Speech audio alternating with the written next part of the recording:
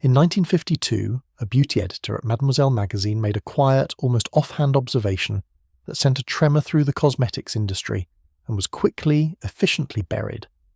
She had noticed, in conducting interviews with dermatologists in New York and Chicago, that a growing number of women presenting with inexplicable skin irritation along their brow line shared one common habit. They were all removing their cold cream improperly. Specifically, they were wiping upward, against the grain of the hair follicle, over the precise area where their eyebrows had been tweezed to almost nothing and redrawn with a wax pencil in a dramatically different location. The skin there, repeatedly traumatized by tweezers, then saturated with lanolin-heavy creams, then dragged with a rough muslin cloth, was in open revolt.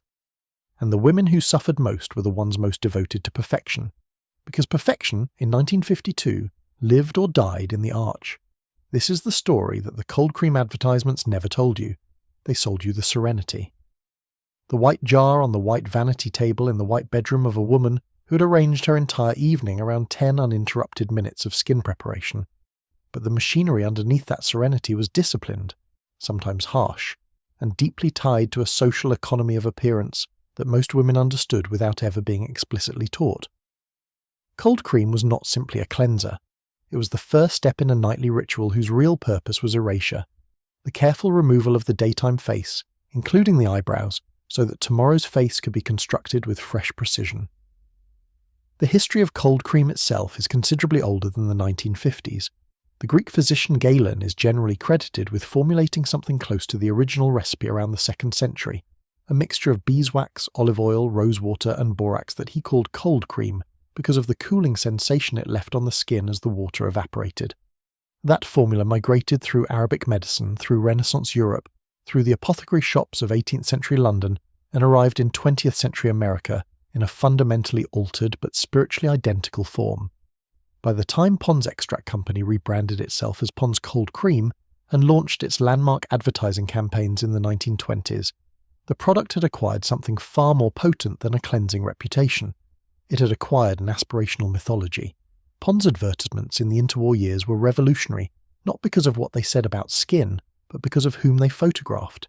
Duchesses, countesses, society women whose surnames carried the weight of inherited money and continental education. The message was precise. Cold cream was what the upper class did before bed. It was the private ritual of women who had pearls and portraits and the kind of facial structure that required careful maintenance.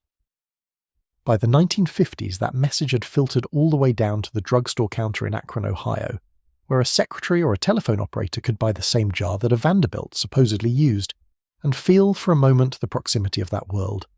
But what did she actually do with it? The nightly cold cream ritual of the 1950s woman was a multi-stage, highly choreographed production that bore no resemblance to the dreamy soft focus images in the magazine layouts. It began, almost always, with the brows, not the skin underneath the brows, not the forehead, the brows, because the brows were the most constructed element of the daytime face, the element that required the most careful dissolution. A woman who had spent 20 minutes that morning penciling in a precise, steeply angled arch over the ghost of her natural brow could not simply slap on a handful of cold cream and call it done. The pencil was wax-based, deeply pigmented, and had been pressed into pores now wide open from a day of heat and movement. Removing it required a dedicated effort. A small amount of cream worked in circular motions specifically over the brow area, then lifted with a soft cloth or a square of cotton wool, then assessed. Was the line gone? Were there any traces of colour left in the follicles? Because if she went to bed with even a faint shadow of yesterday's drawn brow in place, tomorrow's arch would be uneven, drawn over a skin canvas that was already subtly stained. Woodbury's facial soap offered a competing philosophy to the cold cream school, insisting that a proper foam cleanse could accomplish what cream could not, the deep saturation of the pore with alkaline surfactants. Woodbury's advertising was considerably more aggressive and considerably more anxiety-inducing than Pond's. Where Pond's sold aspiration, Woodbury sold fear. The fear of skin that had not been properly purified, the fear of a complexion that was, at a cellular level, unworthy of male attention. Their 1930s tagline, "The skin you love to touch," was still echoing through 1950s culture, now attached to a broader machinery of post-war femininity that demanded not just clean skin but visibly corrected, visibly managed skin. skin that showed effort. The cold cream brands that dominated the 1950s drugstore shelf, Pond's, Noxima, Albaline, Dorothy Gray, and the premium Germaine Montet line for women who could afford it, each had a slightly different formulation philosophy and a significantly different marketing personality. Noxima, originally developed by a Baltimore pharmacist named George Bunting in 1914 as a treatment for eczema, had the medicinal weight of actual skin therapy behind it. Women who used Noxima were not playing at luxury, they were treating their skin as a clinical matter. The sharp camphor and eucalyptus scent of Noxima was, in its own way, a form of authority. It smelled like something that was working. And in the 1950s that smell carried a particular charge. The smell of a woman who took her face as seriously as a physician took a patient. What is extraordinary, in retrospect, is how completely the cold cream ritual was organised around the preparation of surfaces that would be altered.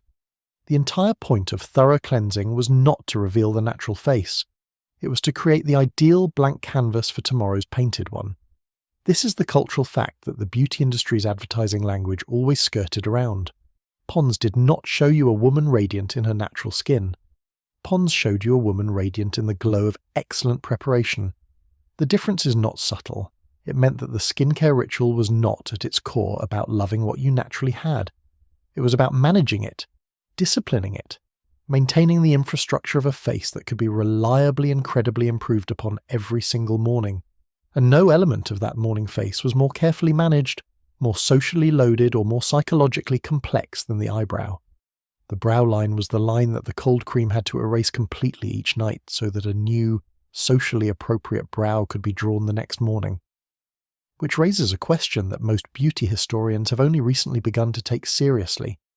If the brow was erased every night and rebuilt every morning, what exactly was being communicated by its shape?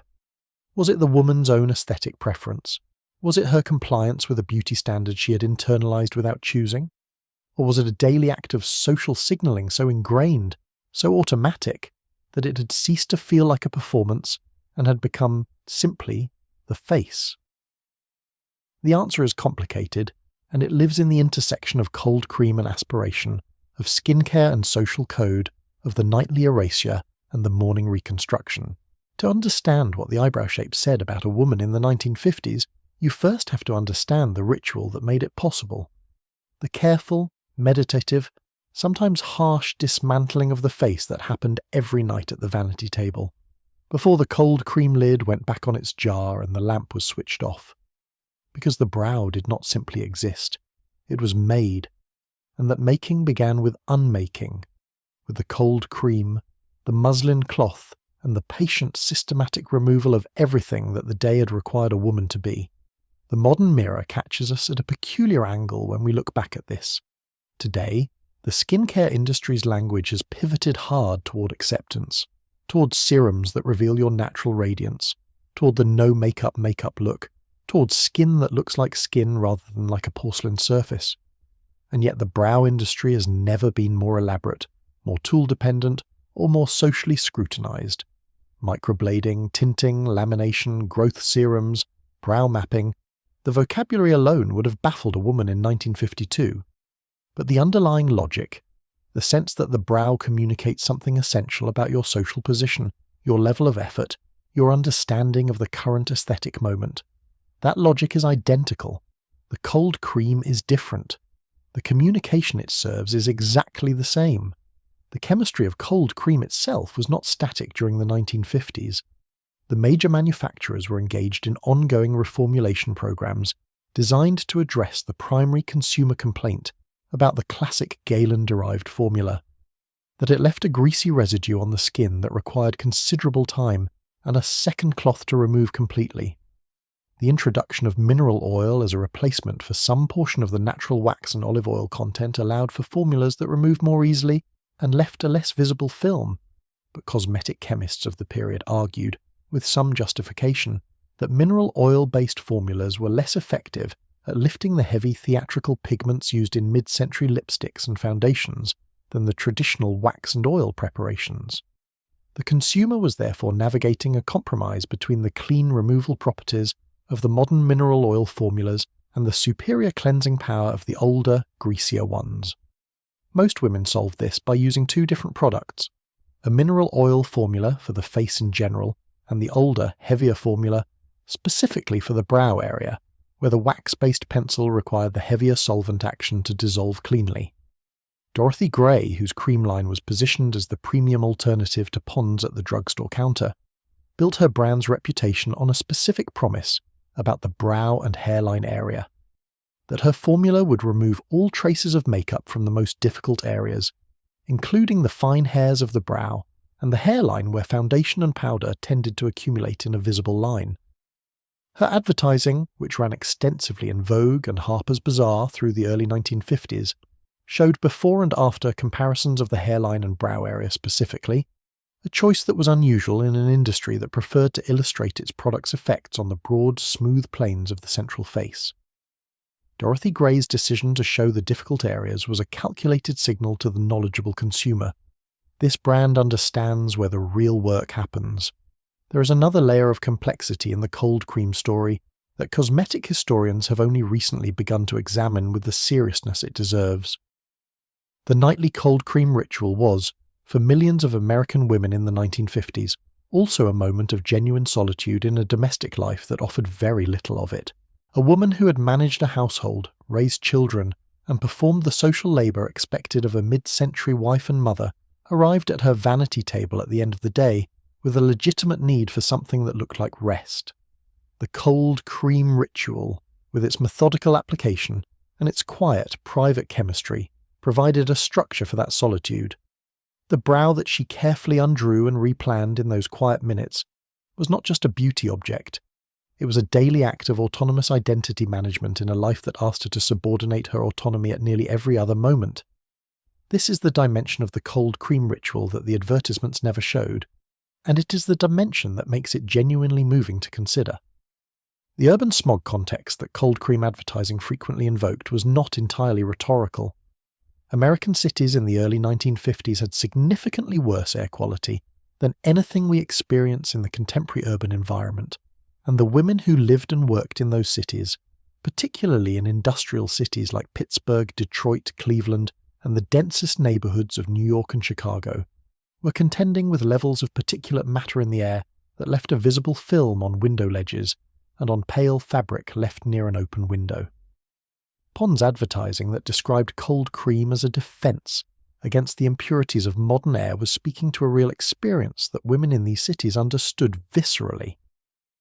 The face that had spent a day in a Chicago office building genuinely needed more than soap and water to remove what the day had deposited on it. Cold cream's oil-based formula was specifically effective at dissolving the combination of airborne soot, industrial particulate, and heavy cosmetic pigment that constituted the mid-century urban woman's daily skin burden. This practical reality gave the cold cream ritual a dignity that transcended its beauty function. It was also, in a literal and not merely metaphorical sense, a hygiene practice.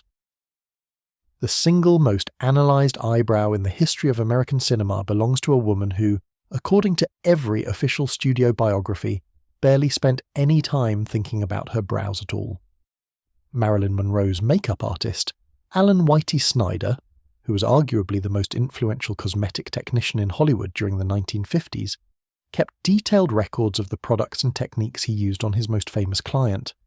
Those records, now archived and partially published, reveal that Monroe's signature brows, soft, gently curved, beginning with a subtle feathered edge and ending in a neat rounded point, required approximately 45 minutes to construct from scratch each morning, involved at least 3 different pencils in slightly different brown tones, a wax sealant, and a final dusting of a loose powder to reduce shine. The brow that looked casual, the brow that looked as though Monroe had simply been born with it, was an engineering project, and it communicated something entirely different from the brow on the face of the woman sitting 3 lots over on the Paramount lot, having her own eyebrows constructed with equal precision and equal intention. That woman was Grace Kelly, and the difference between their brows is the entire subject of this volume. Hollywood in the early 1950s was operating under a star system that was, in many respects, already beginning to fracture, but had not yet fully admitted this to itself. The major studios, Metro-Goldwyn-Mayer, Paramount, 20th Century Fox, Columbia, Warner Brothers, still maintained considerable control over how their contract players were presented to the public. This included, in ways that seem almost comically invasive from a modern perspective, the shape of an actress's eyebrows. The makeup department was not a service department. It was a communications department. Its job was to translate a performer's screen persona into a set of immediately legible visual signals that an audience of millions could decode in a fraction of a second on a 40-foot screen. And the eyebrow was the fastest, most efficient signal available. The studio system's understanding of eyebrow architecture was based on a set of aesthetic principles codified in the 1930s by Perk Westmore, one of the legendary Westmore brothers who between them dominated Hollywood makeup for 4 decades. Perk worked primarily at Warner Brothers, but his influence extended across every studio through the network of makeup artists who trained under him or learned from his methods. His fundamental thesis was that the eyebrow should always direct the eye toward the most emotionally expressive part of the face, and that different brow shapes created different emotional vocabularies. A high, dramatically arched brow with a sharp peak created an impression of intelligence, authority, and slight imperious distance. A softer, more gradually curved brow with a lower peak read as warm, accessible, and romantically available. A brow that was drawn nearly straight across with only a minimal arch communicated youth, innocence, and vulnerability. These were not subtle distinctions. They were the grammar of the studio face.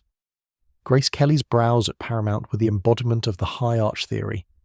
Rightly or wrongly, and beauty historians continue to debate how much of her screen brow was constructed versus naturally present, Kelly's brow line in films like Rear Window, To Catch a Thief, and The Country Girl presented as precisely the thing Perk Westmore's system predicted: aristocratic, intelligent, subtly superior. The arch rose to its peak slightly past centre, angled with geometric precision, and tapered to a clean end that did not trail into softness. It was a brow that held judgment in reserve. It suggested a woman who had made up her mind about you and found the verdict satisfactory, but only barely. MGM's publicity department leaned into this reading with such enthusiasm that by 1955, Grace Kelly's brow had become not just a beauty standard, but a social one. The brow you aspired to if you aspired to be taken seriously. Marilyn Monroe's brow, managed by Whitey Snyder across her years at 20th Century Fox, worked on an entirely different register. Monroe's natural brows were, by Snyder's account, darker, heavier, and more horizontal than the ones she wore on screen. The brow he built for her was lighter in colour, higher in placement than her natural line, curved rather than arched, and finished with that characteristic soft, rounded tip that read as somehow both vulnerable and inviting. The psychological effect of this brow, in the context of Monroe's full face and screen persona, was precise and calculated. It communicated warmth without strategy, beauty without agenda, a woman who was available to be looked at without the alarming implication that she was also evaluating you. This is not an insult to Monroe's intelligence. It is a description of how her studio used her brow as a tool to market a very specific cultural fantasy to a very specific audience. The women who watched these films from the balcony seats of suburban movie houses across America were not passive recipients of these visual messages. They were active readers, translating brow language into social aspiration with the kind of efficiency that came from spending their entire cultural lives decoding the appearance signals of the women around them. The teenager in the third row left the theatre and went immediately to the drugstore to find a brew pencil that would let her approximate whichever archetype she had decided she wanted to be. The system worked because the archetypes were comprehensible. You could be a Kelly woman, or a Monroe woman, an Audrey Hepburn woman, whose brows were a category entirely their own, thick and dark and dramatically horizontal, in a way that scandalized traditionalists and thrilled the avant-garde. Or you could be a Doris Day woman, which meant a brow so carefully groomed into a neat middle American normalcy that it communicated reassurance above all else. Audrey Hepburn's brows deserve a particular moment of attention here, because they represent the single most significant departure from studio brow orthodoxy in the entire decade. Where every other major female star of the 1950s was working within the established vocabulary of the refined, carefully shaped brow, where all variation was a matter of arc height and tail length and pencil weight, Hepburn showed up at Paramount for Roman Holiday in 1953 with brows that were substantially thicker, substantially darker, and substantially more horizontal than anything the studio system had approved for a female lead in 2 decades. The studio's initial impulse was to have them shaped into something more conventional. The decision not to, a decision attributed variously to director William Wyler, to Hepburn herself, and to the studio's eventual recognition that the brows were actually part of what made her face work cinematically, was one of the most consequential aesthetic choices in 50s beauty culture. Because Hepburn's brows said something that no other brow in the American female archetypical vocabulary was saying, they said that the woman wearing them was not primarily concerned with being traditionally pretty. The social ripples from this moved slowly through the culture, because the studio system and the women's magazine complex were powerful enough to contain them through most of the decade. But by 1958 and 59, something was beginning to shift in the brow landscape of American women, and the Hepburn influence was part of it. The matinee archetypes were not eternal. They were historical constructions, and history was in the early stages of revising them. What strikes the modern observer looking back at this period is how much psychological labour these brows were being asked to perform. They were not ornaments, they were character summaries, delivered in a single curved or arched line above each eye, and the women who wore them, the actresses on the screen, and the shop girls and secretaries and housewives in the audience who translated those screen brows onto their own faces, were all participating in a system of visual communication that told everyone in a room, at a glance, exactly what kind of woman you were, or at least exactly what kind of woman you were trying to be. The gap between those two things, and the enormous daily effort required to navigate it, is the real story underneath the glamour. The specific technology available to these makeup artists in the studio system of the early 1950s was more sophisticated than most accounts acknowledge, and it was organised with the precision of an industrial manufacturing process. Max Factor's Pancake Foundation, originally developed for colour film in the late 1930s, was the dominant product for film and, increasingly, for television through most of the decade. Its formulation was specifically designed to be photographed. It contained a carefully calibrated ratio of pigment to silica that prevented the kind of reflection off skin surfaces that early Technicolor cameras had produced, while the silica gave it a texture that lit differently from natural skin.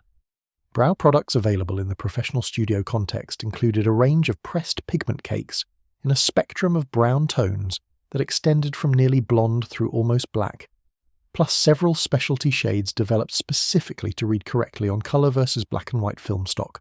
The brow artist, and this was a specialty within the makeup department, not a task assigned to the general foundation artist, would blend these pressed pigments directly on the skin using angled brushes of varying widths, building the arch in layers that created both colour and apparent texture, so that the finished brow appeared, even under extremely close examination, to have actual hair growing in the correct direction, rather than merely painted colour.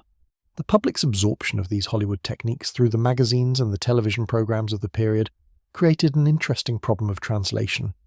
The studio brow was designed to be read at 40 feet from a lit set under controlled arc lighting, not at conversational distance under the incandescent light of a suburban living room. Women who applied studio-inspired brow techniques at home for ordinary social situations were sometimes working at a scale of precision that was frankly excessive for the distance at which their faces would be evaluated. But the precision was psychologically important even when it was optically redundant. A brow that you knew was correctly calibrated was a brow you wore with confidence, and confidence changed the face as surely as any pencil. The studio technique filtered down through the mass market, lost some of its theatrical intensity, and produced the characteristic mid-century consumer brow. Still drawn, still arched, still communicating, but calibrated for the scale of daily life rather than the scale of cinema. The archive records from Metro-Goldwyn-Mayer's makeup department, now held at the Academy of Motion Picture Arts and Sciences Margaret Herrick Library, include detailed specification sheets for the brow architecture of each contract player. Documents that read like engineering drawings, specifying the starting point of the brow in relation to the inner corner of the eye, the peak position as a percentage of the brow's total length, the tail length and angle, and the specific pencil colours used for the base colour versus the highlighting strokes. These documents were consulted every single morning that the performer was scheduled for filming, ensuring absolute consistency across weeks or months of production. The modern equivalent of this level of documentation exists in the professional beauty industry as a makeup specification sheet, but its origins are in the mid-century studio system's meticulous management of the brow as a narrative device. The era's most under-examined brow archetype belongs to Joan Crawford, whose specific brow architecture evolved more dramatically across the decade than any other major stars. Crawford's brows in the early 1950s were the culmination of a style she had been refining since the 1930s. Thick, strongly pigmented, dramatically arched at an almost 90-degree angle at the peak, extending well past the outer corner of the eye in a long, slightly downturned tail. This brow was frequently cited by beauty editors as the prime example of what not to do. Too heavy, too theatrical, too obviously a relic of an earlier decade's aesthetic vocabulary. But Crawford continued to wear it, continued to defend it, and continued, in her own way, to command the screen with it. Her persistence in wearing an unfashionable brow while surrounded by the thin, high, softly curved arches that the decade prescribed was a form of aesthetic defiance that was rarely discussed as such, because discussing it as defiance would have required acknowledging that brow choices were choices, that they carried intention and consequence, rather than simply being correct or incorrect according to the period's taste hierarchy. Crawford's brow did not fit the 1950s. She wore it anyway. And in that small, daily, cosmetically expressed refusal, there was something genuinely radical that the beauty press of the period was wholly unprepared to recognize. The translation of studio brow technique into home practice was mediated primarily through two channels in the early 1950s: the department store cosmetician and the women's magazine beauty feature. The department store cosmetician was perhaps the more directly influential of the two, because she worked in real time on real faces and could observe immediately whether her technique was producing the intended result on the specific architecture of the woman in front of her. Helena Rubinstein's Salon Network and Elizabeth Arden's Red Door salons offered the premium version of this service, providing brow shaping and pencil instruction by trained estheticians whose knowledge represented a genuine professional standard. But the most widespread version of cosmetic education in the 1950s happened not at the Arden salon, but at the Revlon counter at the local Sears or J.C. Penney, where a trained demonstrator applied new products to willing customers between 1 and 4 on Tuesday and Thursday afternoons, and in the process transmitted, informally and without charge, the technical knowledge that made the mid-century brow possible. Here is a fact that the liner tutorials never explain. The winged eyeliner look that became the defining cosmetic signature of the 1950s was, technically speaking, impossible to achieve correctly without a precisely calibrated brow above it. The two elements were not independent. They were a system, a geometric relationship between the line of the upper lid and the line of the brow that had to be calculated and executed in harmony, or the entire effect collapsed into something that looked either clownish or merely confused. The makeup artists at the major film studios understood this intuitively, because they had spent years constructing faces that had to read correctly from 50 feet away, under the particular quality of artificial arc lighting that mid-century film production used.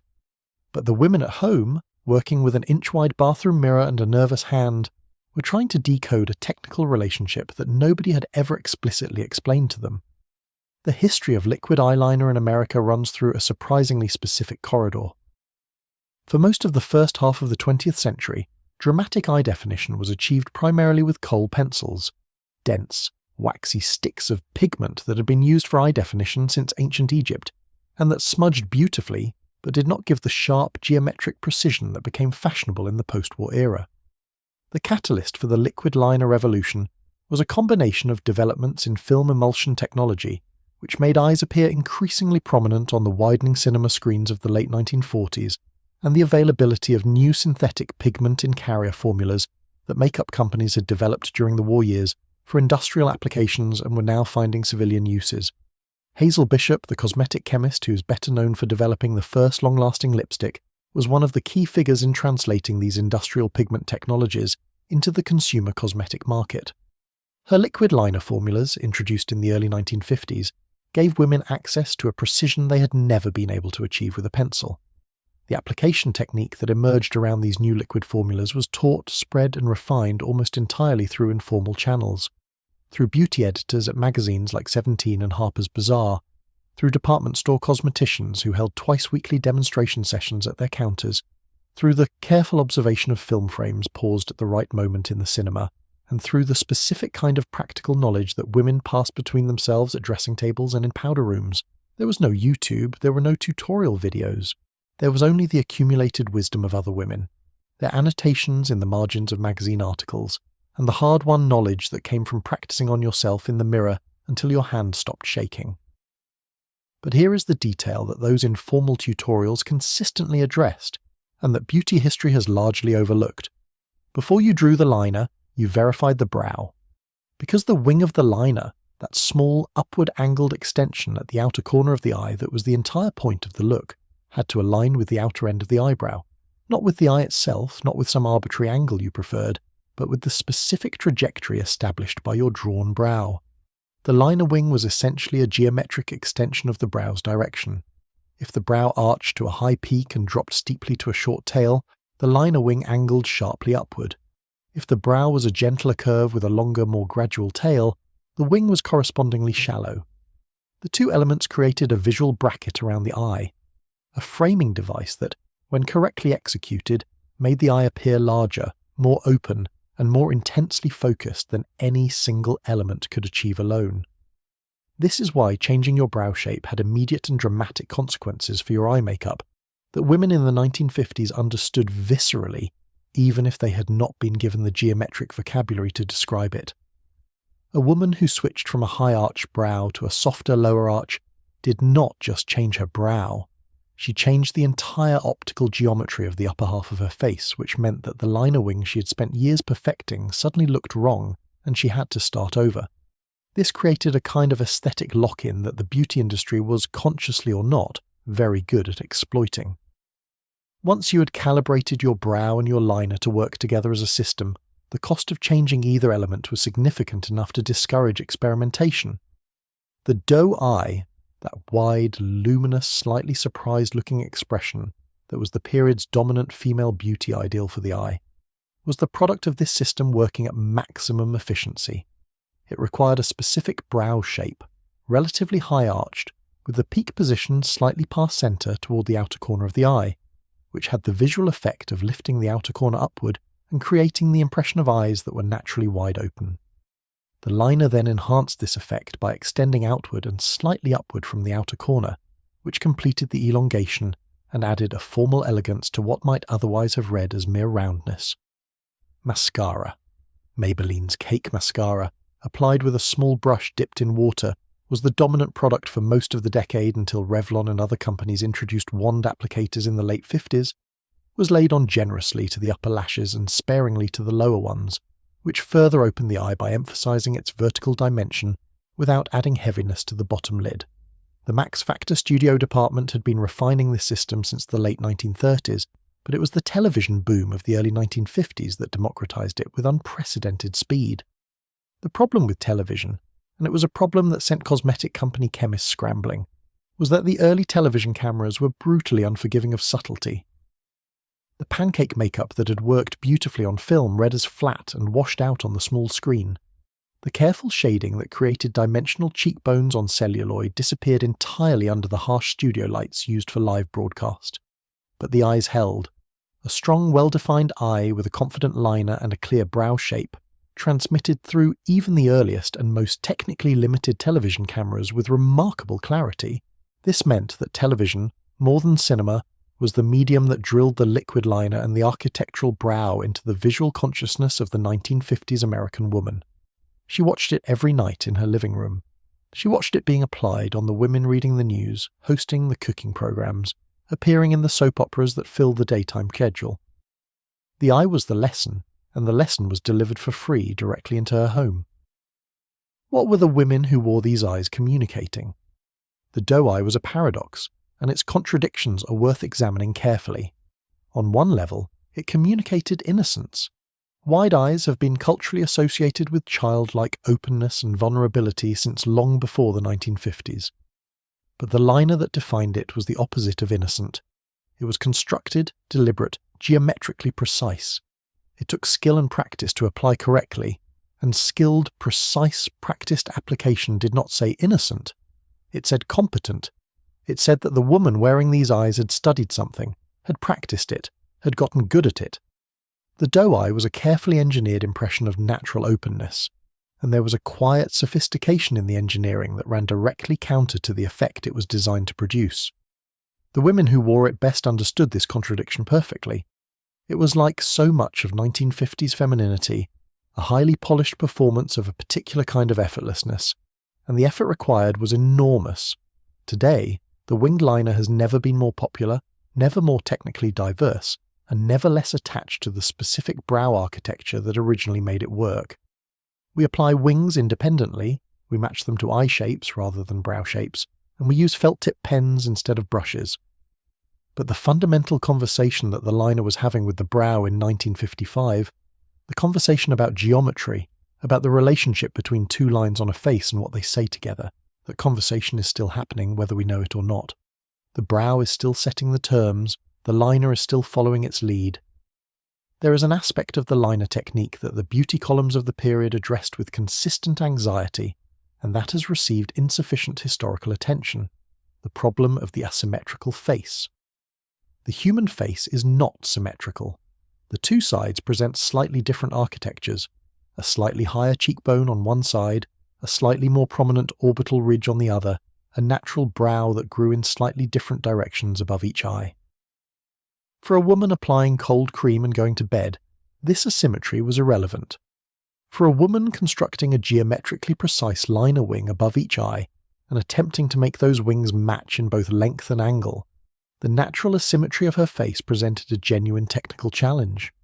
The beauty editors who wrote about liner technique in Seventeen and Mademoiselle and in the quarterly Revlon beauty supplements that were distributed at department store cosmetic counters all acknowledged this problem with careful diplomacy, advising readers to draw each liner wing in response to its own brow, rather than attempting to mirror the exact angle of the other side. The goal was not mathematical symmetry, but visual balance, which required the two sides to look equivalent even if they were not identical. This distinction, between symmetry and balance, between the identical and the equivalent, was one of the most sophisticated aesthetic principles in the entire mid-century beauty vocabulary, and it was being taught and practiced by women who had no formal art education and no aesthetic training beyond what their mothers had shown them and what the magazines had printed. The products available for liner application in the early 1950s were considerably less user-friendly than the felt-tip liquid liners that would appear in the early 1960s. The dominant professional formula was an oil-based liquid pigment applied with a small brush, typically a flat-angled brush with a very fine tip, roughly the width of a single hair at its narrowest point, that dried to a matte film on the lid. The application window was short. The formula began to thicken immediately upon exposure to air, and a woman who hesitated mid-stroke or allowed her brush to drag rather than glide would produce a line with uneven edges that was enormously difficult to correct without removing the entire application and beginning again. The correct motion was a single smooth stroke from inner to outer corner, applied in one continuous movement without lifting the brush, with the wing completed as an extension of the same stroke rather than as a separate application. Achieving this reliably required weeks of practice, and the beauty editors who described it as requiring merely a steady hand and a confident attitude were significantly underestimating the motor skill involved. The social symbolism of the open, focused gaze that the doe eye was designed to produce was not neutral in the 1950s. A woman who met your eyes steadily, particularly if you were a man, was navigating a social code that simultaneously required women to be visually engaging and cautioned against the direct held gaze being read as aggressive or immodest. The doe eye resolved this tension with characteristic mid-century elegance. The wide, luminous, liner-defined eye communicated openness and warmth, while the slightly upward orientation of the lash line and the arch above it gave the gaze a quality of idealism rather than directness, as though the woman were looking slightly beyond you towards some larger, more beautiful horizon rather than at you specifically. It was a gaze of aspiration rather than confrontation, and its technical components, the liner, the brow, the mascara, the specific angle of the lid crease, were all calibrated to produce exactly this effect. The translation of liner technique across skin tones was an area where the beauty industry of the 1950s performed at its least adequate. The dominant product formulations, the colour palettes offered by major manufacturers, and the technique instructions published in beauty magazines were all calibrated almost exclusively for light to medium Caucasian skin tones. black women, who purchased cosmetics in substantial numbers and who developed their own parallel beauty culture that ran alongside and frequently corrected the inadequacies of the mainstream industry, were largely invisible in the advertising and editorial content of the mainstream beauty press. The specific challenges of applying liquid liner on deeper skin tones, the different visibility of various liner colours, the different visual relationship between brow pigment and skin tone, the need for brow pencil formulas that produce the correct arch shape without the greying effect that some brown formulas produced on very dark skin, were addressed, if at all, by the black-owned beauty press. Ebony Magazine's beauty features, the Apex Beauty College network, the products sold specifically to black women by companies like Posner and Murray's. This parallel beauty culture was as sophisticated, as technically demanding, and as richly communicative in its visual signals as the mainstream culture that ignored it. In 1953, a woman named Sylvia Ulbach, better known professionally simply as Sylvia, personal fitness trainer to the stars at MGM, published a reducing plan that specified not only what her clients ate, but what they weighed, what they measured, and what their faces should look like after the program was complete. The facial specifications were not metaphorical. Sylvia had a precise theory that excess weight in the body expressed itself in corresponding excess in the face, in the jawline, in the fullness of the cheek, and, most critically for her aesthetic purposes, in the brow line. A woman who was carrying weight, she argued in language that was simultaneously medical-sounding and thoroughly pseudoscientific, would show it in the brow's heaviness, its tendency to sit low on the orbital bone. The goal of her reducing program was not just a slimmer figure, but a face that could support a higher, cleaner brow arch. Because the high brow arch, in Sylvia's cosmetic universe, was the visual marker of a woman who had herself under control. This was not a fringe position. The connection between thinness and the elevated, refined brow was embedded deep in the visual culture of the 1950s, and it expressed itself not just in celebrity-reducing programs, but in the advertising language of diet products, in the before and after photographs in women's magazines, and in the specific way that weight loss testimonials were photographed to emphasize the transformation of the face rather than the body. The before image would typically feature a woman with slightly heavier features and a correspondingly flatter, less defined brow. The after image would show a woman with the high cheekbones and the clean brow arch that, according to the visual grammar of the period, signaled not just weight loss but upgrade. An improvement not just physical, but social and moral. The diet culture of the 1950s was, in its specifics, one of the most bizarre chapters in the history of American food and health. The era produced a remarkable collection of reducing programs that shared a common belief that the problem of female weight was primarily a problem of finding the correct specific foods rather than a problem of overall caloric balance. This produced a landscape of highly specific, often bizarre dietary protocols that women followed with the same devotion they brought to their beauty routines. The gelatin diet was among the most widespread and most peculiar. Knox Gelatin had been marketing itself to women as a beauty and diet supplement since the 1920s, building on the reasonable observation that gelatin is a protein, and the entirely unreasonable claim that consuming it in sufficient quantities would improve skin, nails, hair, and figure simultaneously. By the 1950s, gelatin had become so thoroughly embedded in the diet food landscape that the Jell-O Corporation was publishing recipe books specifically for women who were watching their figures. Books filled with molded salads made from gelatin, canned vegetables, and cream cheese that presented themselves as both elegant, entertaining food and responsible caloric management. The Jell-O salad mold deserves a moment of genuine historical attention here, because it is easy to dismiss it as simply absurd and considerably harder to understand why educated, intelligent women embraced it with such enthusiasm. Part of the answer is that the 1950s housewife was operating within a food culture that was in the early stages of an industrial transformation, and the arrival of convenience foods, canned goods, frozen vegetables, processed cheese products, genuinely felt like liberation to women who had spent decades managing kitchen production from raw ingredients. The gelatin mold allowed a woman to demonstrate both the creativity expected of a good hostess and the practical efficiency expected of a modern homemaker. It also allowed her to serve what looked like a rich, elaborate dish at a dinner party while privately knowing it contained almost no calories, which served her social performance needs and her diet needs simultaneously. The brow, in this context, was the face of a woman who had successfully managed competing demands, who had fed her guests beautifully and denied herself quietly, The elevated arch was the visible proof of the discipline. The tomato juice and egg yolk diet, which circulated through women's magazines and society-reducing clubs throughout the early 50s, operated on a similarly magical thinking basis. The theory, loosely attributed to various physicians who either endorsed it under their names or had their names attached to it without permission, was that the combination of the lycopene in the tomato juice and the lecithin in the egg yolk created a biochemical environment in which fat was preferentially metabolized. There was no meaningful scientific evidence for this claim. There did not need to be, because the women following the diet were operating within a cultural framework in which the credibility of a reducing plan was measured not by its physiological mechanism, but by its social endorsement, by whether Vogue mentioned it, by whether a society woman in Palm Beach was known to follow it, by whether the results were visible and rapid. Visible and rapid was the standard. Mechanism was secondary. What these diets shared, more fundamentally, was a theory of the female body as a project, an ongoing construction that required constant management, constant adjustment, and constant external evaluation. The body was not a given, it was an achievement, and the face, particularly the brow, was where that achievement was most immediately legible. A woman who had successfully controlled her diet showed it in her face. The thinning of the soft tissue around the orbital bone, the clarification of the cheekbone, the general sharpening of feature that came with weight loss.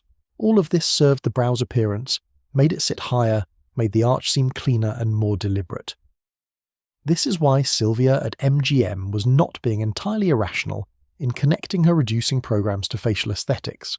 The connection was real, even if its moral weight was invented. The pill culture that began to develop at the edges of this diet landscape in the mid-50s is worth acknowledging because it operated in direct parallel to the reducing programs and shared their underlying logic. Amphetamine-based appetite suppressants, marketed under names like Dexamyl and Benzedrine, and prescribed by physicians with remarkable frequency throughout the decade, were becoming a significant part of the weight management arsenal for women who could access them, which generally meant women with access to private physicians rather than clinic care. The social geography of the brow was, in this sense, also a geography of access. The high, clean, refined arch was the brow of a woman who could afford to be thin, whether through the time to manage an elaborate dietary protocol or the money to access pharmaceutical assistance. The modern mirror here is uncomfortable but clarifying. The 21st century diet industry has largely abandoned the specific pseudosciences of the gelatin era, but the underlying logic that a woman's body is a project, that visible thinness is a sign of character as much as health, that the face communicates the discipline of the whole, has not disappeared. It has simply updated its vocabulary. The clean girl aesthetic, the wellness culture, the specific visual grammar of the contemporary fitness influencer, all of these are descendants of the 1950s reducing philosophy, wearing newer clothes, and the brow, today as then, still sits above it all as the line that tells you whether a woman has done the work. The arch is different, the message is the same. What made the gelatin diet particularly interesting as a cultural artifact was its simultaneous service of two entirely contradictory social functions. On one hand, it was a reducing diet. Its purpose was to decrease the body's volume, to thin the figure, to produce the controlled, disciplined female shape that was legible in the narrow waist and the clean brow arch of the period. On the other hand, the primary vehicle of the gelatin diet, the moulded gelatin salad, was party food. It was social food, food designed to be unmoulded dramatically onto a serving platter and presented at a dinner party as evidence of the hostess's creative investment in her guest's experience. A woman who served gelatin moulds was simultaneously dieting and entertaining lavishly. The diet was being worn as a performance of domestic abundance rather than hidden as an act of deprivation. This was consistent with the broader pattern of 1950s feminine self-management. The effort required to maintain the approved body and face was always simultaneously disciplinary and performative, always both for the self and for the audience. The calorie-counting manuals that circulated through high society in the early 1950s deserve a specific note because they represent the intersection of the diet culture with the class culture in ways that illuminate the brow's social function with particular clarity. These were not popular paperbacks available at the drugstore. They were privately circulated documents, sometimes produced by specific physicians with fashionable Upper East Side or Palm Beach practices, sometimes compiled by women's clubs and social organizations as internal reference materials. they contained not just calorie counts for foods, but specific dining protocols for social situations. How to order at a restaurant while maintaining one's reducing program without calling attention to the fact. How to navigate a dinner party menu without either offending the hostess by refusing food or compromising the dietary program by accepting it.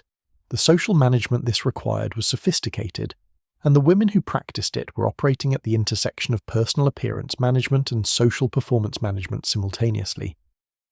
The brow arch they maintained was the visible evidence that this double management was succeeding. The role of the physician in the diet culture of the 1950s was significantly more direct and more commercially entangled than contemporary medical ethics would permit. Many of the reducing plans that circulated through women's magazines and social clubs were nominally attributed to specific named doctors whose primary qualifications, in several cases, consisted of having a fashionable private practice and a willingness to lend their professional authority to whatever the prevailing aesthetic moment required. The American Medical Association spent much of the decade attempting, with limited success, to establish that weight management was a medical rather than an aesthetic matter, and should be handled through caloric restriction under physician supervision, rather than through the specific food combinations and magic ingredients that the diet industry was promoting. Their efforts largely failed to penetrate the culture, because the culture was not primarily interested in weight management as a health question. It was interested in weight management as an appearance question, and appearance questions were answered not by the AMA but by the editors of Vogue. The intersection of the diet culture and the eyebrow is nowhere more clearly expressed than in the specific language that beauty advice columnists used to describe what they called the reducing face, the face that was beginning to show the results of a successful weight loss program. The reducing face was described in consistent, almost formulaic terms across a dozen different beauty columns of the period. The jaw was becoming more defined, the cheekbones were beginning to emerge, the eye socket was deepening in a way that made the eye appear larger and more luminous, and, invariably, the brow was beginning to sit higher, to lift away from the orbital bone with new clarity, to show the refined arch that had always been promised, but had previously been obscured by the fullness of the surrounding face. This narrative, of the brow emerging from beneath the face's excess weight like a structural element revealed by the removal of concealing matter, was so consistent across so many different sources that it must be taken as a genuine cultural belief of the period rather than merely a rhetorical convenience. The brow arch was understood to be latent in every face, waiting to be revealed by the discipline that removed whatever was hiding it, which meant, conversely, that a woman whose brow sat low or heavy was understood to be carrying something, weight, or lack of discipline, or insufficient commitment to the project of self-improvement, that had not yet been addressed. The eyebrow was, in this reading, a diagnostic instrument, and the diagnosis it offered was moral as much as physical. The amphetamine dimension of 1950s weight management deserves one further note. It was, in practice, a geography of gender as much as a geography of class. The same physicians who prescribed appetite suppressants to their female patients to manage what they characterized as weight issues were, in the majority of cases, not prescribing them to male patients for equivalent purposes, because the cultural framework that understood a man's weight as a medical problem and a woman's weight as a social failing made it more acceptable, more normal, more routine, for a woman to seek pharmaceutical assistance with her body's conformity to an aesthetic standard. The diet pill and the brow arch were, in this sense, two versions of the same cultural directive delivered through different channels, one pharmaceutical, one cosmetic. Both asked a woman to alter what she naturally presented in order to approximate what the social world required. Both were framed as personal choices. Neither was. There was a sound that women of the 1950s associated almost Pavlovianly with the approach of Saturday night, and it was the sound of metal hair clips being pressed shut against a wet curl with a small decisive snap. That sound, rapid, rhythmic, filling a small bathroom, was the sound of preparation, of transformation, of the painstaking structural engineering that stood between a woman and the soft, bouncing, perfectly calibrated wave that she would wear to dinner, to the pictures, to a neighbour's living room for cards. The pin curl was not a hairstyle, it was a manufacturing process.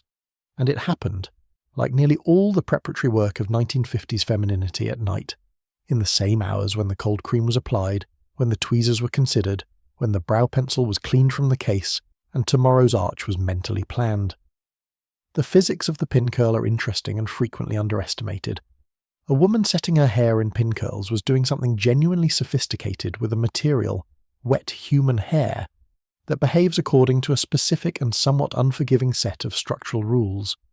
Wet hair, when wound into a tight circle and held in position while it dries, will retain that circular shape because the hydrogen bonds within the hair's protein structure reform around the new configuration as the water evaporates. The tighter the curl, the smaller the radius of the circle it is wound around, the more pronounced the resulting wave after the curl is released and brushed out. The direction of the curl, clockwise or counterclockwise, determines the direction of the resulting wave. The placement of each curl in relation to its neighbours determines how the waves will interact when brushed, whether they will blend into each other smoothly or create a ridge between them. All of this required planning, real planning, with a spatial intelligence that was never acknowledged as such because it was happening in a bathroom at 11 o'clock at night, and it was something women did, which meant it was not considered technical. The professional setting lotions that were available in the early 1950s, Tony's line of home wave products, Lilt Pin It by Helen Curtis, and the somewhat more genteel Suave setting lotion, each had a different viscosity, a different hold strength, and a different effect on the finished result. Tony was the dominant brand in the home permanent wave market, having essentially created the consumer home permanent category in 1945 with their twin pack system, one bottle of waving solution, one bottle of neutralizer, that allowed a woman to give herself a salon-quality wave in her kitchen for a fraction of the salon price. Their advertising slogan, which asked which twin had the Tony, was one of the most successful advertising campaigns of the decade precisely because it articulated, with deceptive simplicity, the central aspiration of the post-war American housewife to achieve the results of professional expertise through her own labour, in her own home, on her own schedule. Setting lotion was applied to sections of damp hair before each curl was formed, adding slip for easier manipulation and additional holding power for the curl once clipped in place. Women who used too little setting lotion produced curls that relaxed too quickly and left them with a wave that had gone flat by the time they arrived at their destination. Women who used too much produced curls that dried stiff and took half an hour of brushing to work into anything resembling softness. The correct amount was a judgment call developed through months of practice, and it was calibrated not just to the product but to the specific characteristics of an individual's hair, its thickness, its natural wave pattern, if any, its response to humidity, its porosity, in the same way that brow pencil pressure was calibrated to the specific texture of an individual's skin. The connection between the pin curl ritual and the eyebrow was not incidental. They happened in the same space, in the same time, as part of the same nightly process of preparing the raw material of the self for the next day's presentation. Women sitting at their vanity tables with their hair sectioned and clipped would turn their attention, in the same session, to the state of their brows. Tweezing was the dominant brow maintenance method of the period, and like the pin curl it required both a spatial intelligence, the ability to see your own face from a slight remove and evaluate the relationship between your two brows, their height, their symmetry, their arch, and a practiced hand that did not flinch. A woman who tweezed her own brows in the 1950s was making decisions that had immediate social consequences. Remove too much and tomorrow's pencil work became the entire brow rather than a refinement of it. Remove too little and the arch looked unclean, unresolved, insufficiently committed to its own shape. The setting lotion, and the tweezers, and the cold cream and the brow pencil case were all elements of the same nightly toolkit, and they were deployed in a sequence that most women had refined into something close to a choreography. The ritual moved from the gross to the fine. First the hair, which required the most physical manipulation and the most time to dry, then the skin, which needed the cold cream and whatever treatments were in use, then the brows, which required the precision work of the tweezers, then the planning, the mental rehearsal of tomorrow's face, the decision about which brow shape the day's occasion required, the selection of the correct pencil colour from the small collection that most women maintained. Because brow pencil colour was not a fixed decision in the 1950s, it was a contextual one. Brunettes and redheads and blondes all worked with different brow pencil palettes, and the standard advice, which appeared in virtually every beauty manual of the decade, was to use a pencil that was one shade lighter than your hair colour for daytime, and one shade darker for evening. The logic was that daytime required a brow that looked as natural as possible, given that it was entirely constructed, while evening allowed and even encouraged a slightly heavier, more theatrical line that would read well under artificial light. The brown-black pencil in a natural light bathroom looked very different under the yellow incandescent light of a dinner party, and a woman who had calibrated her morning brow without accounting for the evening's lighting. Situation might arrive at her destination with a face that looked either washed out or startlingly dramatic in ways she had not intended. Hairnet application over the completed pin curls concluded the nightly ritual, a step that was purely functional but that had its own aesthetic grammar. The hairnet in the 1950s was a product you wore only in private, only in your own home, and its visibility outside that space was a social transgression of mild but genuine significance. The woman caught in her pin curls and hairnet was a woman caught unfinished, and the cultural anxiety around this was considerable enough that women's magazines regularly ran articles about whether it was appropriate to answer the door in one's pin curls, with the general consensus being that it was acceptable only if the visitor was a close female friend and the door was answered quickly, and the curls were acknowledged with a self-deprecating comment that transformed the encounter from an embarrassment into a shared feminine joke. What the pin curl ritual reveals, when examined carefully, is that 1950s beauty preparation was a genuinely demanding technical practice that required both skill and time, and that it was practiced nightly, invisibly, in private, precisely because its invisibility was part of the effect it was designed to create. The wave that appeared effortless on Saturday night was the product of Thursday night's preparation. The brow that looked naturally perfect on Sunday morning was the product of Saturday night's tweezing and planning. Effortlessness was always the result of effort, and the effort was real.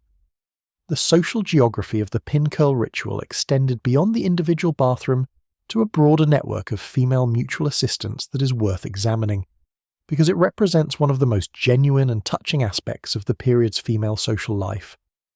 Women helped each other set their hair, not always, not universally, but with enough frequency that the setting session, 2 or 3 women in one bathroom or one kitchen, with bowls of water and setting lotion, and the metallic percussion of clips snapping shut, was a recognised social event rather than a solitary task. This communal setting was particularly common among younger women in the early part of the decade, among sisters or close friends or neighbours who had developed the kind of easy domestic intimacy that the post-war suburban landscape with its unprecedented density of young families in new housing developments produced in abundance. One woman would set the other's hair, and in the process they would talk about the social situations they were preparing for, about the men they knew, about the clothes they were planning to wear, about the brows they were intending to draw. The bathroom was a sanctuary, and the setting session was a parliament. The morning brushing ceremony that concluded the pin curl process was in some ways even more technically demanding than the setting itself, because it required the operator to impose order on a head full of tight, discrete coils and transform them into the fluid, continuous wave that was the finish style. This was done with a combination of tools, a wide-toothed comb to initially separate the curls from each other without destroying them, then a boar-bristle brush for the smoothing and blending work that created the wave's surface, then a fine-tooth comb for detail work at the hairline and the parting. The technique moved from nape to crown, working each section of hair from its roots through to its ends with a series of brush strokes that simultaneously loosened, blended and directed. In skilled hands, this produced a result that looked genuinely effortless, a wave that appeared to have formed of its own accord rather than having been engineered through the previous evening's labour. In less skilled hands, it produced a result that was readable as set hair, too bouncy, too uniform in its wave pattern, too obviously the product of a specific technique. The goal was always invisibility of method. The goal was always the appearance of the natural. The brow tweezers that women used during this same nightly session were not the blunt, awkward instruments that the name might suggest to a modern ear. The professional quality tweezers available at drugstores and beauty supply counters in the 1950s were precision-ground stainless steel instruments with angled tips calibrated to grasp a single hair at a time, indistinguishable in their engineering from the surgical instruments on which they were modelled. Elizabeth Arden sold a particularly well-regarded version through her salon retail counters. Dorothy Gray offered a comparable instrument in a white enamelled case that matched her cream line. The care with which these instruments were marketed and the prices they commanded, considerably higher than the functional drugstore versions, indicated the seriousness with which the beauty industry regarded brow management as a skilled practice deserving quality tools. There was also a profoundly social function to the communal pin curl session that has been undervalued in historical accounts. It was one of the few contexts in the 1950s domestic landscape in which women explicitly taught each other practical skills without the mediation of either a commercial institution or a male authority. The knowledge of how much setting lotion to apply to hair of a specific texture, how tightly to wind a curl to achieve a particular wave size, how to angle the sectioning to ensure the hairline sat correctly after brushing. This was knowledge transmitted woman to woman, in bathrooms and kitchens freely and without payment. It was a peer education network operating entirely below the radar of the formal beauty industry, and it was simultaneously more practical and more specific than anything the magazines printed, because it was calibrated to the actual hair of the actual woman sitting in front of you, rather than to the idealized, photographically perfect hair of the model in the beauty feature. The setting lotion chemistry of the 1950s was, in its own way, as sophisticated as any other area of mid-century cosmetic science, and the women who used these products were unwitting participants in a chemistry experiment that had significant long-term consequences for their hair. The primary holding agents in most setting lotions of the period were shellac-based resins, the same chemistry used in commercial lacquers, dissolved in alcohol carriers. The shellac created the rigidity that held the curl in place through the hours of drying time, but it also created a surface film on the hair shaft that, with repeated use, accumulated to a level that dulled the hair's natural reflective surface and made it feel slightly coarser to the touch than untreated hair. The solution, which many women arrived at through trial and error rather than through any formal instruction, was to use a clarifying rinse, usually a dilute solution of apple cider vinegar, once a week to dissolve the shellac accumulation and restore the hair's natural surface. This folk chemistry passed between women who had noticed the connection between their setting lotion use and their hair's condition, represented a form of practical scientific knowledge that was genuinely sophisticated and entirely unacknowledged as such by the beauty industry that had created the problem. In the autumn of 1954, the Patricia Stevens Finishing and Career School in Detroit sent a memorandum to its incoming class of students that contained, alongside instructions about posture and diction and the correct way to exit an automobile without exposing one's petticoat, a specific directive about eyebrow grooming. The directive specified that students were expected to maintain a brow that was, in the school's language, refined without severity, a phrase that sounds immediately comprehensible until you try to operationalize it, at which point you realize it is a perfect summary of the entire project of 1950s finishing school femininity. Refined without severity, strong enough to communicate competence and self-discipline, soft enough to avoid the impression of being difficult. This was the brow the charm school wanted on your face. This was also, not coincidentally, the brow that the 1950s wanted on every face. The charm school industry of post-war America was a genuinely remarkable social institution that has received very little serious historical attention outside of occasional nostalgic media coverage. At its peak in the mid-1950s, there were estimated to be more than 3,000 finishing schools, modelling schools and personal development academies operating across the United States, ranging from the nationally franchised Patricia Stevens Organization and the Barbizon School System, which had locations in major cities from New York to Los Angeles, to small independent local programs operated by former models, actresses, or society women who had decided that their accumulated knowledge of the correct way to do things was commercially valuable. This was not wrong. It was enormously commercially valuable, because the post-war period had produced a large population of upwardly mobile American women who had grown up in working-class or lower-middle-class households, and who now found themselves, through marriage or employment, or simply the general prosperity of the era, in social situations for which they had not been culturally prepared. The charm school's curriculum was organised around the conversion of this anxiety into competence, and its methods were remarkably systematic. The posture training began on the first day, with the famous book on the head exercise that has become the defining visual shorthand for the entire institution. But the book on the head exercise was not merely an affectation. It addressed a real biomechanical problem.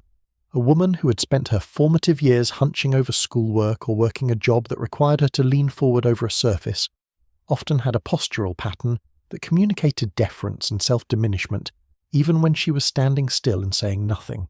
The book corrected the alignment of the vertebrae by forcing the student to engage the muscles of the upper back and extend the neck upward, which had the secondary effect of lifting the chin, which changed the angle at which the face was presented to the world, and which, incidentally, changed the apparent angle of the brow arch.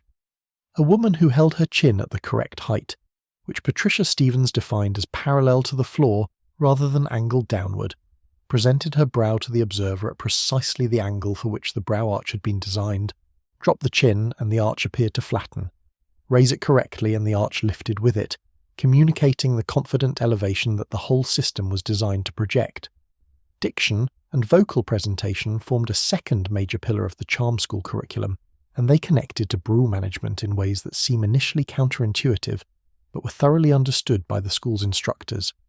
The voice communicates social class with extraordinary efficiency, through accent, through vocabulary, through the pace and timbre of speech. And a woman who had refined her brow to communicate sophistication, but whose voice immediately undermined that signal, was sending a confused message.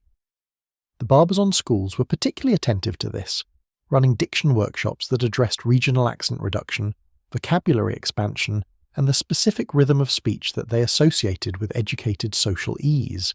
The goal was not to produce women who sounded identical, but to produce women who sounded secure, who did not qualify their statements with unnecessary apologies, who did not rush their sentences as though afraid of being interrupted, who did not allow their voices to rise in pitch at the end of declarative statements in a way that made assertions sound like questions. The grammar of the parlour room introduction, how to introduce people to each other, in what order, using what language, was a subject that consumed remarkable amounts of charm school curriculum time and student anxiety. The rules were not intuitive, and they were not uniform. The etiquette of introductions had been codified by Emily Post in her 1922 guide and revised by Amy Vanderbilt in her 1952 Complete Book of Etiquette. And the charm schools worked from both texts with something approaching religious devotion. In general, the younger person was introduced to the older, the man to the woman, the guest to the host, the junior employee to the senior one. But these hierarchies could conflict with each other, and resolving the conflicts in real time while maintaining the expression of pleasant, interested composure that was required by the occasion was a skill that took genuine practice to acquire. The brow, in this context, had a specific role to play. It needed to be elevated and controlled enough to project the confidence required by the social management the introduction demanded, but not so dramatically arched as to suggest the disdain that a strongly arched brow could, in the wrong context, communicate. The conversational boundary training offered by charm schools is perhaps their most historically interesting legacy, because it addressed directly the question of what a woman was and was not permitted to say in social situations. The general principle was that a well-bred woman directed conversation toward others rather than toward herself, that she asked questions, listened with visible engagement, offered observations that invited response rather than statements that foreclosed it. She did not discuss money with the exception of broad references to shared experience. She did not discuss illness in descriptive detail, though brief and cheerful references to health were acceptable. She did not disagree with a man's stated position in a way that made the disagreement the focus of the exchange, though she was permitted to ask clarifying questions that might, over the course of several exchanges, lead him to revise the position on his own. This last technique was described in some charm school manuals as the art of leading from behind, a phrase that tells you a great deal about the social world these institutions were preparing their students to inhabit. The brow's role in all of this conversational choreography was to provide a stable, controlled, socially appropriate visual signal while the face performed the complex work of social navigation. A woman who raised her brow too frequently, in exaggerated surprise, in visible skepticism, in the kind of animated expressiveness that looks charming in private, but reads as excessive in formal social situations, was allowing her face to say things her words were not permitted to say. The trained face was a face whose expressions were edited as carefully as its speech. The brow held. The corners of the mouth curved appropriately. The eyes maintained their warm, attentive engagement. And underneath this composed surface, the woman managed the room. The charm school industry largely collapsed in the 1970s, a casualty of feminism's critique of finishing school values and the broader cultural shift that rejected the idea of women needing to be trained into social acceptability. But the skills it taught, the management of appearance, the navigation of social hierarchy, the performance of composed confidence in situations of uncertainty, did not disappear. They went underground, and then they resurfaced in corporate training programs, in executive presence coaching, in the personal branding industry of the 21st century. The vocabulary changed, the underlying project did not, and the question of what your brow communicates, whether it says confident, approachable, authoritative, severe, warm, or merely trying too hard, is still being asked, still being answered, in every room you walk into. The Patricia Stevens organization was particularly attentive to the relationship between the brow and the emotional expression of the face, teaching what they called the principle of controlled animation, the idea that a well-groomed face should be capable of communicating warmth and engagement without losing the composed quality that the school associated with social sophistication.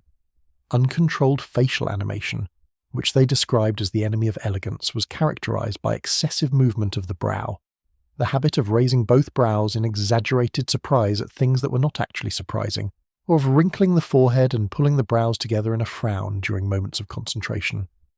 The brow, in the school's formulation, should move deliberately and sparingly, functioning as a conscious communication tool rather than an involuntary readout of passing internal states. This was not a natural way for most people to interact with their own faces, and learning it required the same kind of conscious practice that learning to speak more slowly or to stop fidgeting with one's hands required, the suppression of an automatic behavior and its replacement with a monitored one, sustained until the monitoring itself became automatic. The Barbizon schools approached the question of the brow from a modelling perspective that was in some ways more flexible and in other ways more rigorous than the Patricia Stevens etiquette-centred approach.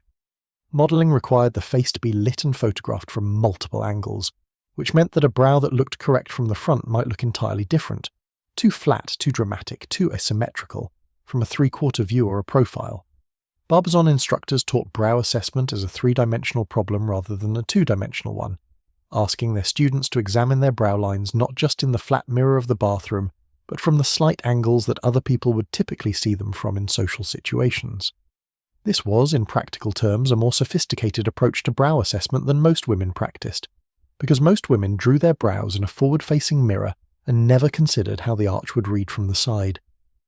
The Barbizon method produced women who understood their own faces as three-dimensional objects in space, a knowledge that was professionally necessary for modelling and personally useful for any social situation in which faces were being evaluated, which is to say every social situation.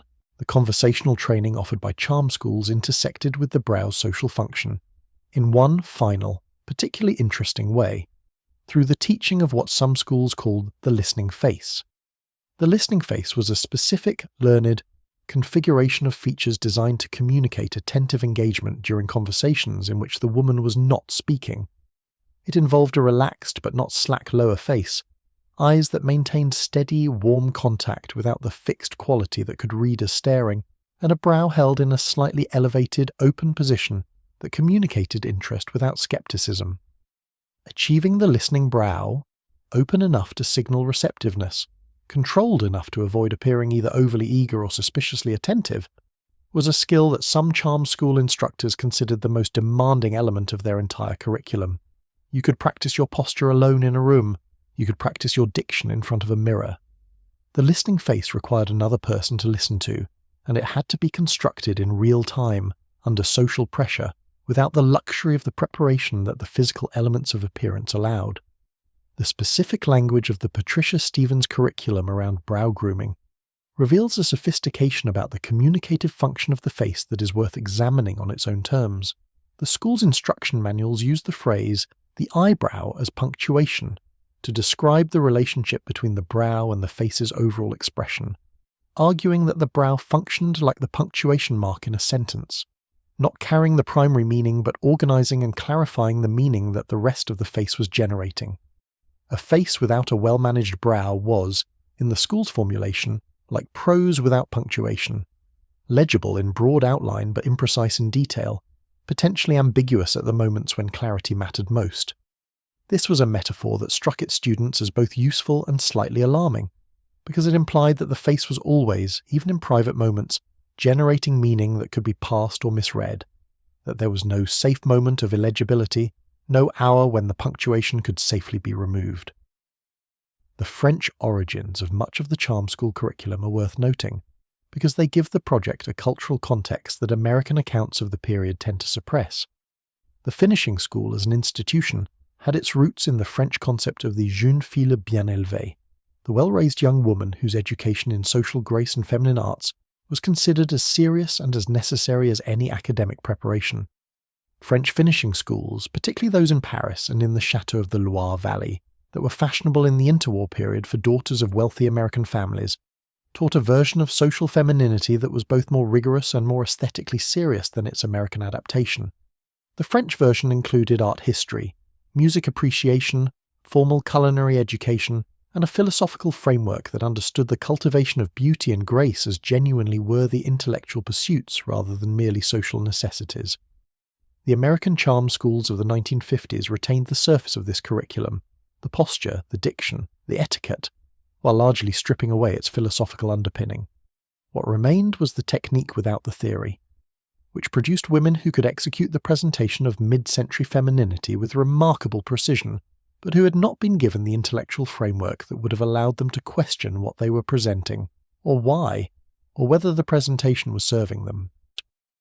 In 1956, the Stratton Compact Company of Birmingham, England, employed 17 engravers whose sole job was to work the decorative panels that went on the lids of their powder compacts, engraving them by hand with floral motifs, geometric patterns, hunting scenes, heraldic crests, and, in one particularly successful product line, a series of pastoral vignettes depicting idealized English countryside.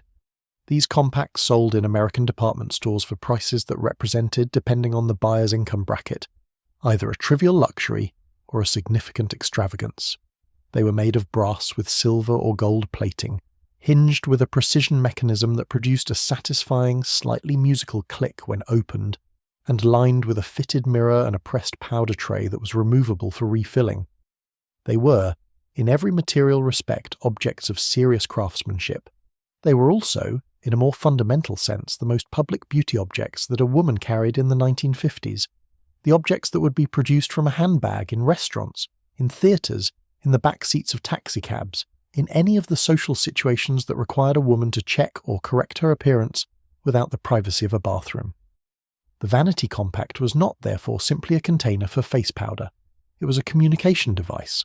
A woman opening a compact in a public space was communicating something about herself through the compact itself, through its quality, its elegance, its visible expense, before she had done anything at all with its contents.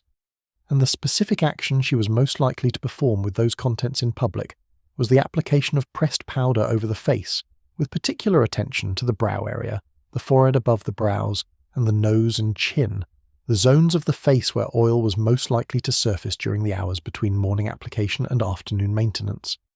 The powder compact as a beauty technology specifically served the brow in a way that is not immediately obvious.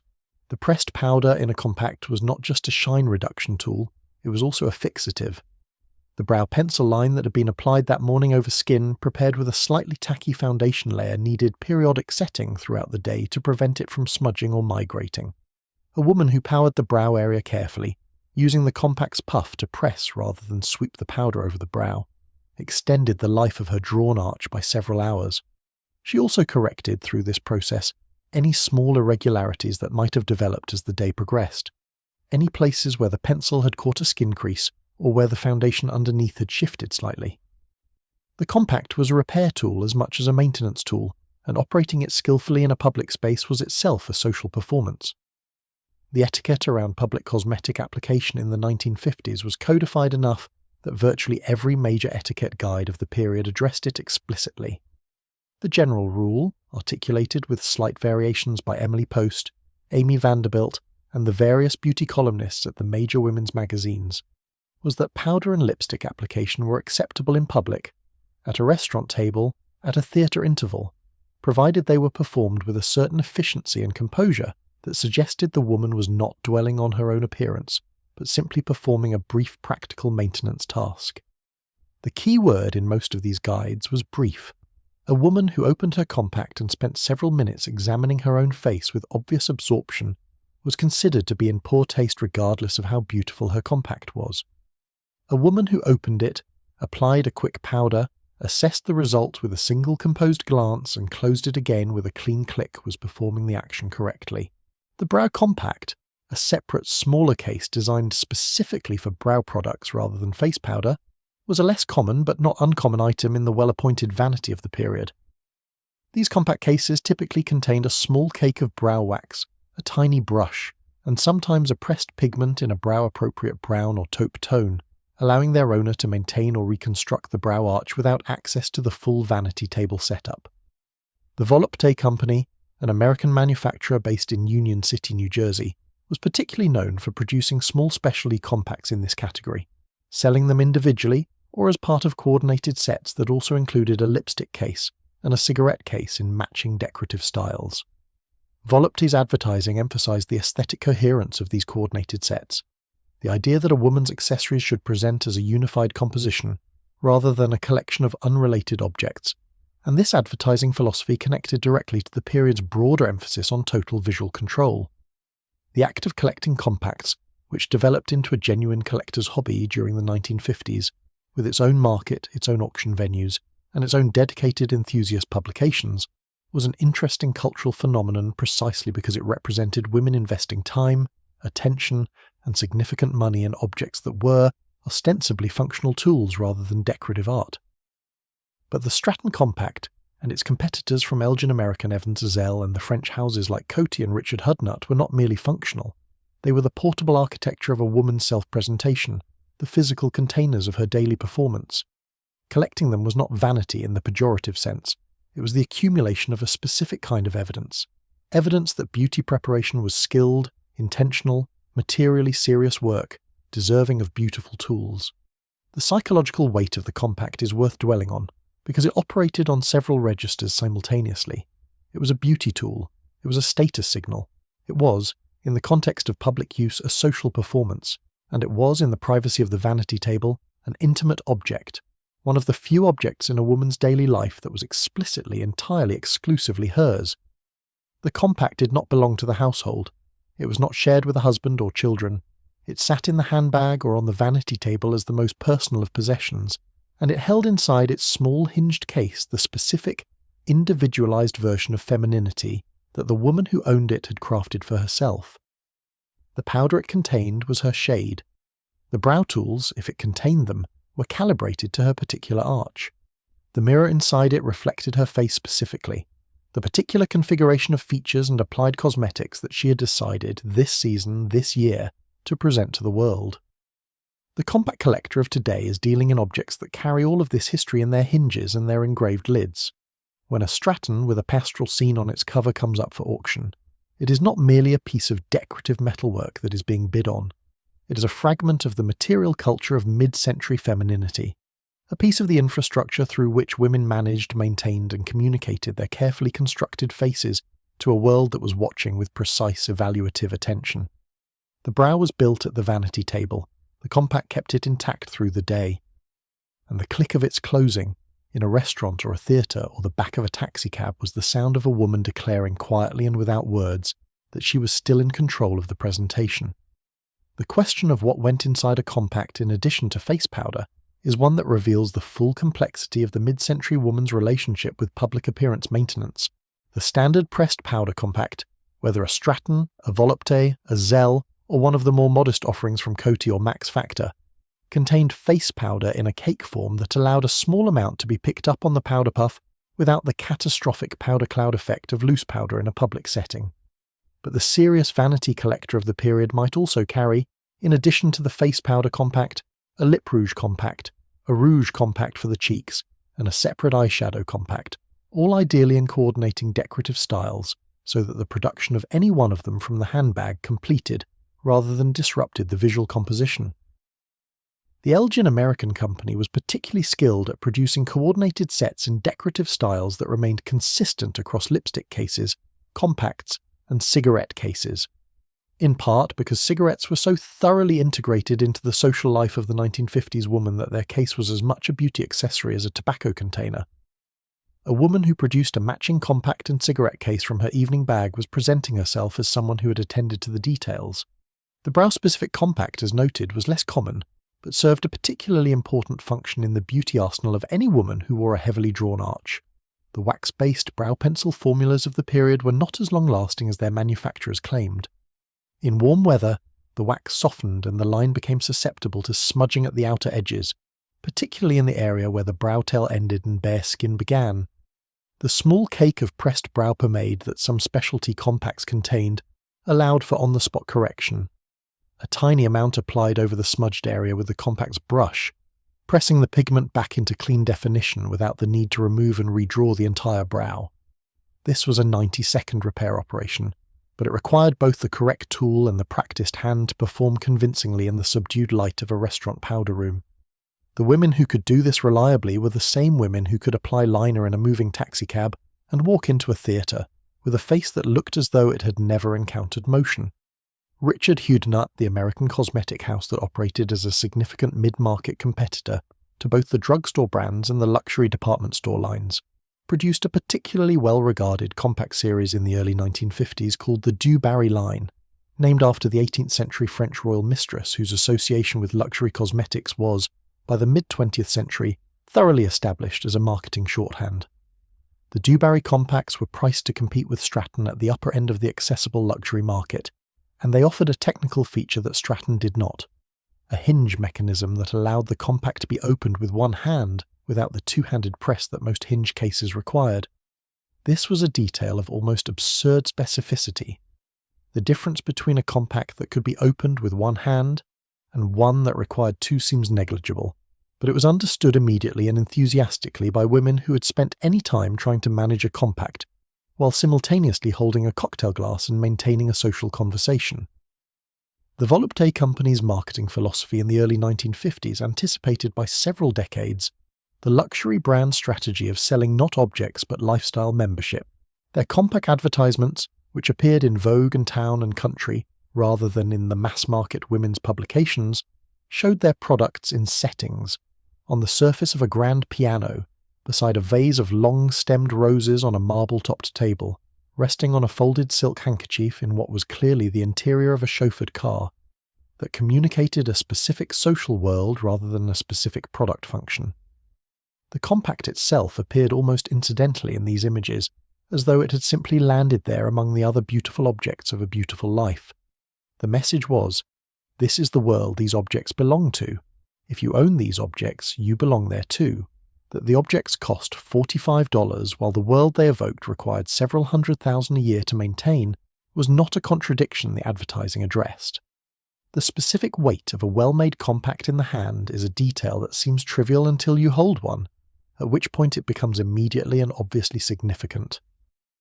The Stratton compact of the early 1950s, a standard size, not the Minaudière format, weighed approximately 120 grams filled, which was enough weight to feel deliberate and substantial in the palm without being inconvenient to carry.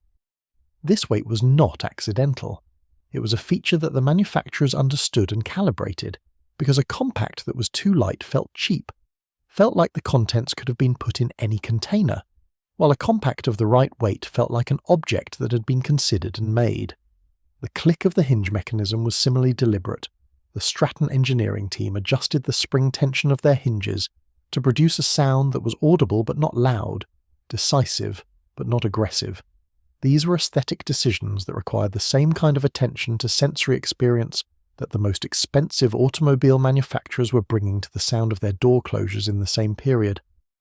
The compact was, in its own domain, a luxury object engineered to communicate its quality through every sensory dimension available to it. The most anxious hour in the social calendar of the 1950s, suburban housewife was not the hour of the dinner party itself, it was the cocktail hour that preceded it, because the cocktail hour was the hour during which every element of the hostess's preparation was simultaneously on display and in active service. The food she had spent 2 days arranging, the bar cart she had restocked and polished, the conversation she'd pre-planned in broad outline while making the deviled eggs, and, most critically, the face she had been constructing since 4 o'clock in the afternoon with the specific technical knowledge that she was about to be evaluated by women who were as skilled at reading faces as she was at presenting one. The eyebrows at a cocktail party in 1957 were working as hard as any other element of the evening. The cocktail hour as a social institution had been formalized in American domestic life during the 1930s and had been elaborated and ritualized during the post-war period into something close to a domestic performing art. Its logistics were specific and well documented in the entertaining guides of the period, particularly in Mary Mead's Kitchen Magic, the Better Homes and Gardens party planning guides, and in the specific genre of hostess-focused content that women's magazines ran as monthly editorial features throughout the decade. The bar cart needed to be positioned so that the host could circulate between it and the guests without creating a traffic bottleneck near the kitchen door. The glasses needed to be crystal, not necessarily expensive crystal, but crystal, because crystal caught the light of the living room lamps and refracted it in a way that made the entire scene glow with a warmth that was partly optics and partly theatre. The ice needed to be in a silver plate bucket, or at minimum a white ceramic one, because a plastic bowl full of ice was simply not done, and the women who arrived at your home on a Friday evening would notice its absence of silver plate the way they noticed the absence of proper arch in your brow. The food preparation for the cocktail hour was a study in calibrated extravagance. Deviled eggs were the period's most enduring cocktail hour staple, eggs filled with a mixture of yolk, mayonnaise, dry mustard, and paprika, dusted with a small, precisely measured amount of paprika on top that served both a flavour function and a visual one, providing the slight orange-red emphasis against the white and yellow that made a plate of deviled eggs look prepared rather than merely assembled. Cucumber rounds with cream cheese and a slice of smoked salmon on top, small sausage rolls, chicken liver pâté on crackers from the Pepperidge Farm box that had been placed in the oven briefly to restore its crispness, cream cheese and olive sandwiches on thin sliced white bread with the crust removed, which required a specific knife skill and a steady hand. All of this was prepared, in many cases, while the children were at school and the husband was at work, because the management of cocktail party food was invisible labour that the social event itself was required to make look effortless. The geometry of the bar cart was as carefully managed as the food presentation. Whiskey sour mixes and the bottles to make them occupied one level. Gin for the martinis and the tonic for the gin and tonics occupied another. The cocktail shaker, which needed to be silver or at minimum silver plate, the same standard that applied to the ice bucket, stood in the centre back. The period's dominant cocktail was the martini, and the preparation of a proper martini was a matter on which serious social anxiety attached, because the martini was widely understood to be a cocktail whose quality communicated the sophistication of the household that produced it. Too much vermouth, and you were a Philistine. Too little, and you were trying too hard to seem sophisticated about vermouth reduction. The correct ratio was a subject that men discussed at length, while the women circulated with the deviled egg plates. But it was the women who had actually purchased the gin, selected the brand, verified the quality, and made the decision, which was not discussed because it did not need to be, about what kind of household this was and what it was prepared to serve. The hostess's face during the cocktail hour was performing a specific social function that required specific cosmetic decisions. The evening face, as distinct from the daytime face, was constructed with the understanding that it would be read under artificial light, which in 1950s living rooms meant the warm, slightly yellowish light of incandescent table lamps, and perhaps a chandelier above the dining table. Under this light, the daylight-calibrated foundation looked slightly flat, which was why most beauty manuals of the period recommended adding a small amount of loose shimmer powder, not the kind that produced a disco effect, but the kind that simply brightened the skin's surface enough to compensate for the warmth of incandescent yellow. The evening brow was drawn slightly darker than the daytime version, for the same compensatory reason, and finished with a slightly bolder line to ensure that the arch remained legible across the social distance of a room full of people. The social distance of the cocktail party was itself a subject that the entertaining guides addressed with some precision. The ideal cocktail party allowed guests to circulate freely, with no group of more than 4 or 5 people forming around a single point, which would create a social bottleneck and suggest that the party's conversational energy was unevenly distributed. The hostess's job was to manage these dynamics in real time, to introduce people who she had pre-calculated would have things to say to each other, to gently dissolve groupings that were becoming too exclusive, to ensure that the quieter guests were drawn into the flow of the evening without being so obviously managed that the management became the conversation. All of this required a face that communicated warmth, ease, welcome, and the kind of unhurried competence that suggested the hostess was entirely on top of everything while carrying nothing visible at all, and the brow was the face's thermostat for all of these registers. The hostess's brow needed to communicate welcome, which argued for a slightly softer arch than the intimidatingly precise brow of the business world. But it also needed to communicate authority and social competence, which argued for a clean line and a confident peak. The resolution most women landed on was the cocktail brow that sat slightly lower than the purely formal evening brow, but maintained a clean, deliberate arch, a brow that said, in the visual grammar of the period, that the woman wearing it knew exactly what she was doing and was happy you were here to see it. What the cocktail hour actually was, under all its elaborate surface preparation, was a performance of domestic achievement that asked to be read as domestic ease. The women who hosted these evenings were skilled social architects disguised as gracious hosts. Their faces, their brows, their bar carts, their devilled eggs were all elements of a single, unified communication, and that communication was, at its core, the same message that every element of 1950s femininity was sending. I have done all of this work. You are meant to see the result without seeing the work. That gap between the labour and its invisible presentation is where most of the era's beauty culture actually lived. The specific anxiety of the 1950s cocktail hour hostess has been, in retrospect, consistently underestimated by social historians who focus on the period's domestic ideology at the expense of its domestic practice. The ideology that a woman's natural domain was the home, that her creative fulfillment resided in the management of her household, that the well-run home was her highest professional achievement, is well documented and well analysed. The practice, what it actually felt like to manage a dinner party for 8, while simultaneously managing a household, managing children who needed to be fed and quieted before the guests arrived, managing the specific anxieties of social performance in a suburban community where social position was established and maintained through precisely this kind of entertainment, is less well understood. The face that the hostess presented at the door when the first guests arrived was the culmination of a management process that had begun several days earlier and that had required the kind of sustained, multi-track attention that any senior professional would recognise as demanding work. That this work was performed in high heels and a crinolined skirt with a just-drawn brow arch and fresh lipstick does not make it less demanding. It makes the achievement more extraordinary.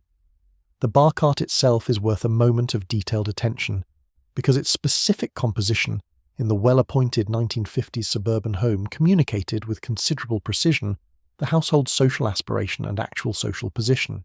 The entry-level bar cart contained the basics: a bottle each of rye whiskey, gin and sweetened dry vermouth, a modest ice bucket, and a limited collection of glasses, highball glasses and the short rocks glasses that worked equally well for whiskey and for the era's simpler cocktails.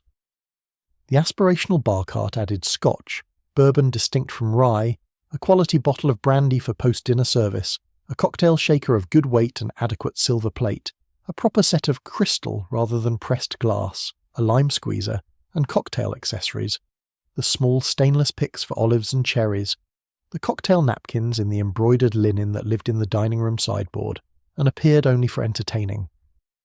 The fully realised bar cart of the confident hostess added a specialty bottle or two that signalled genuine knowledge, an interesting Amaro, a Pernod for those who asked for it, a carefully selected single malt rather than a blended scotch, and an ice bucket that was unambiguously silver rather than merely silver adjacent. The brow arch that presided over all of this had to carry the weight of these signals. It had to say, I know what I am doing. All of it.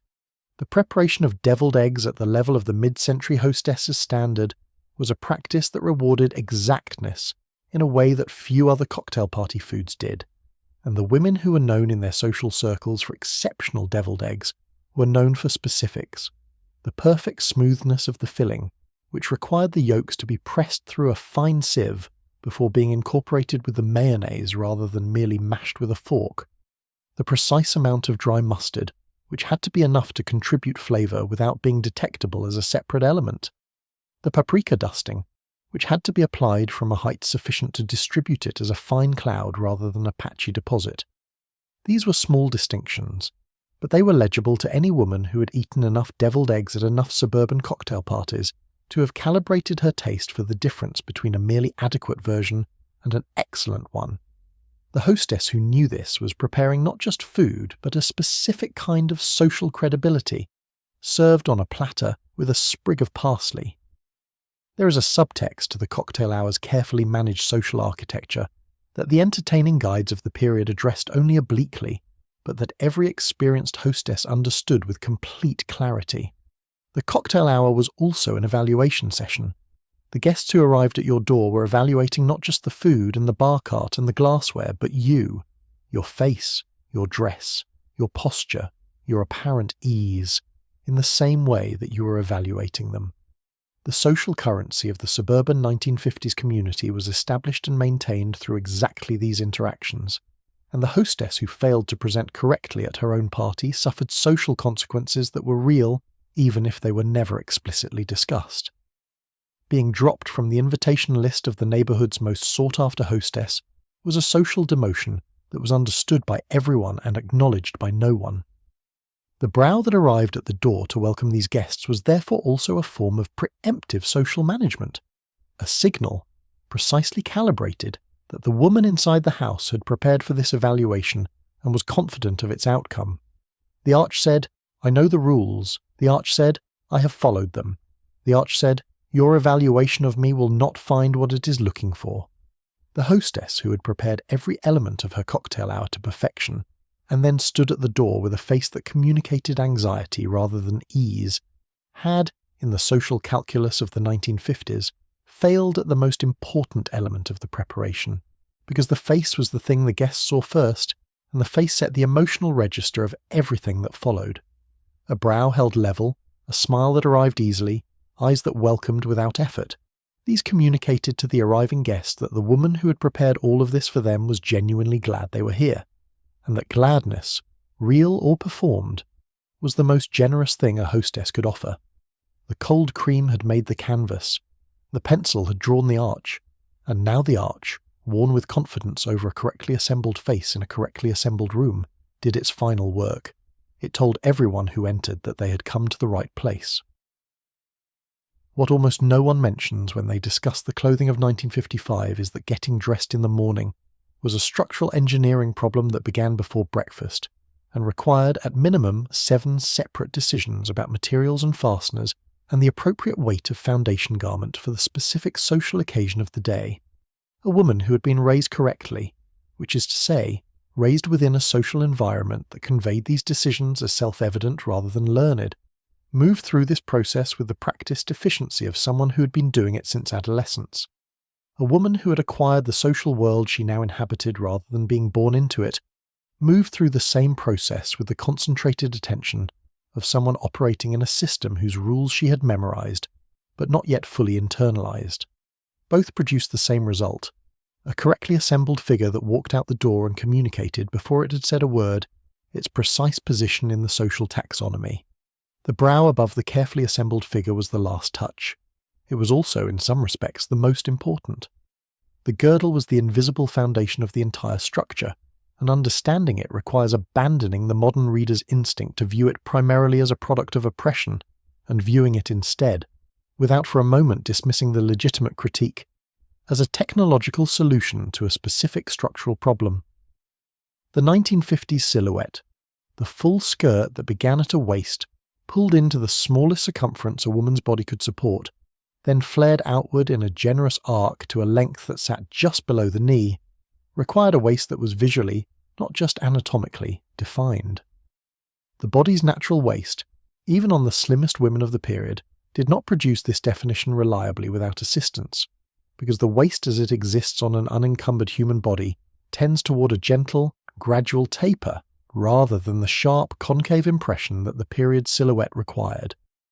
The girdle created that impression by containing and redirecting the soft tissue of the lower abdomen and upper hip, and it did this while also providing the garter attachments that held the nylon stockings in place, because stockings, in 1955, were not tights. They were individual cylinders of nylon that ended mid-thigh and required mechanical attachment to stay where they were needed.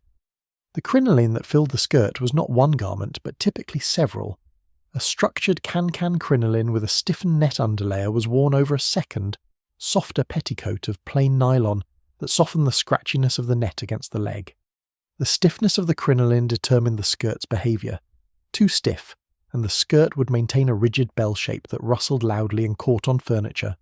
Too soft, and the skirt collapsed into itself and lost the buoyant, animated movement that was the entire visual point of the full-skirt silhouette. Department stores in the mid-50s sold crinolines in a range of stiffness ratings, from the barely structured house crinoline to the full theatrical can-can appropriate only for dance events. The woman who selected correctly for the occasion was demonstrating a knowledge of her wardrobe's internal grammar, as precise as the knowledge a musician brings to selecting the right instrument for a specific concert hall. The gloves were a separate chapter. White cotton gloves were the standard daytime accessory from approximately April through September. In cooler months, kid leather gloves in neutral tones, off-white, buff, grey, navy, were appropriate for most daytime occasions. The gloves were removed for eating and for shaking hands, a somewhat paradoxical rule, since shaking hands without gloves seemed to violate the very notion of covered hands that the glove rule was designed to enforce. But the logic was that a bare hand extended in greeting communicated genuine warmth, while a gloved hand communicated formality that was, in the context of a handshake, inappropriate. Evening gloves extended to the elbow or above, and the etiquette around their removal during a formal dinner was itself a subject requiring specific knowledge. They could be left on through cocktails, removed before sitting at table, and left folded beside the plate rather than placed in the handbag, which would have suggested that their owner was concerned about losing them, which would have been vulgar. The rules around daylight versus evening outerwear were among the most socially specific dress codes of the period and the most anxiously policed. A coat appropriate for morning errands, a boxy, unfitted wool in a practical dark colour, was incorrect for afternoon tea, which required something with more shape and perhaps a contrasting collar or cuff detail that would read as deliberate rather than merely warm. An afternoon coat was not appropriate for evening, which required a stole, a fur jacket, or a formal evening wrap in a fabric, silk, brocade, light wool, that acknowledged the dressier context of nighttime. The same woman who wore a fitted navy wool coat to her bridge club at 2 o'clock was expected to be wearing a dramatically different outerwear situation when she arrived at the theatre at 8. The transition between afternoon and evening was not just a change of garment, it was a change of social register, and the clothes announced the register before she had entered the room, and throughout all of this, through the layers of foundation garment and petticoat, through the specific gravity of the correct coat, through the removal and replacement of the correct gloves at the correct moments, the brow sat above it all, the most exposed, most personal, most closely scrutinized element of the entire presentation, because clothes could be bought, a girdle could be purchased in the correct size at any department store. A crinoline was available in a range of stiffness ratings from the notions counter, but the brow was something you had to construct yourself every morning in your own bathroom, without a stylist or a professional makeup artist, and it had to be correct for the occasion, for the level of formality, the time of day, the social context, with the same precision that governed the choice between the morning coat and the afternoon coat. The debutante, in particular, faced a brow standard that was distinct from ordinary social expectation. The debutante presentation, the formal introduction of a young woman to society that was still practiced in American cities throughout the 1950s, organised through cotillion committees and charity balls and private coming-out parties, required a specific visual vocabulary that the brow participated in. The debutante brow was softer than the fully mature woman's brow, more gently curved, less architecturally assertive. It communicated youth, which was the entire point of the debutante presentation. But it also communicated the particular youth of a young woman who had been correctly prepared, who had been groomed, educated, finished, made ready for the social world. A too thin, too harshly drawn brow on a debutante read as premature, as a young woman trying to project a sophistication she had not yet earned. A brow that was too natural, too unmanaged, too much what grew there on its own, read as insufficiently prepared, as a young woman whose family had not attended to the details. The working-class woman who observed the debutante's wardrobe and the debutante's brow from across the social distance that organised 1950s American society was participating, whether she knew it consciously or not, in the same classification system. The dress codes were different in degree but not in kind. Every woman, in every social bracket, was operating with a wardrobe logic that determined what she wore for what occasion, and a brow logic that calibrated its arch to the social register of the moment. The architecture varied. The principle was universal. The relationship between dress and social mobility in the 1950s is one of the period's most richly documented and most emotionally complex stories, and it intersects with the brow in ways that deserve more careful attention than the standard historical narrative has given them. The post-war economic expansion created for the first time in American history a truly mass consumer clothing market, in which the visual signals of the upper middle class were, in principle, available to women across the income spectrum. Department stores in every mid-sized American city offered versions of the season's fashionable silhouette in a range of price points that allowed a secretary or a nurse or a schoolteacher to dress, at least on special occasions, in a way that approximated the appearance of a woman with considerably more money.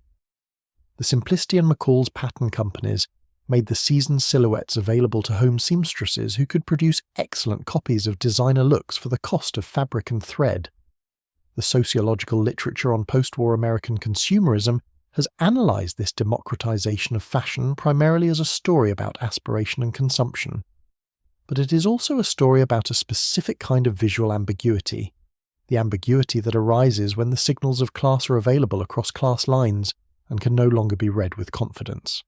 Into this ambiguity, the brow offered something that the dress could not, a signal that required not money, but knowledge and skill to produce correctly. You could buy a dress that approximated a Dior New Look silhouette at Sears. You could not buy a correctly calibrated brow arch at Sears. The brow required knowing how, knowing what, knowing why. And this knowledge was transmitted through networks of female expertise and cultural literacy that were not evenly distributed across the social landscape. A woman who had grown up in a household where these things were attended to came to her brow management with an inherited knowledge. A woman who had acquired her social world had to acquire the knowledge separately, through the charm schools and the magazine tutorials and the careful observation of women whose brows she admired. The effort was significant and the gap was real, and women on both sides of it were aware of it in the specific way that people are always aware of the gates that mark the boundaries of the world they inhabit. The specific rules around daylight versus evening dress were organized by a social logic that had its origins in the aristocratic European distinction between morning dress, afternoon dress, and evening dress, a distinction that required a woman of social position to change her clothes at least 3 times a day, and that served the function, in its original context, of ensuring that social class was legible at every hour of the day, rather than only at the most formal moments. The American adaptation of this system was less rigid, less expensive, and less explicitly class-based, but it preserved the underlying principle, that the time of day and the social context of an occasion determined its appropriate visual register, and that a woman who dressed correctly for each register was demonstrating a cultural literacy that went beyond mere fashion. The brow was adapted for each register accordingly. The morning brow was clean but relatively soft. The afternoon brow was the full daytime arch. The evening brow was the most deliberately constructed version, darkest in pencil weight, most precise in line, most consciously calibrated to perform at the visual scale that formal social occasions required. The debutante presentation as a social institution in the 1950s was already beginning to attract the kind of public scrutiny that would, in the following decade, transform it from an unchallenged upper-class ritual into a contested social symbol. The debutante cotillion and Christmas ball, held annually in New York City, and attended by families who had spent the better part of a year preparing for the event, was covered by the society press in a way that was simultaneously celebratory and increasingly, faintly ironic. By 1958 and 59, the same women's magazines that reported on debutante presentations were also running features on women entering law school and medical school, not yet as triumphant stories, but as curious departures from the expected script.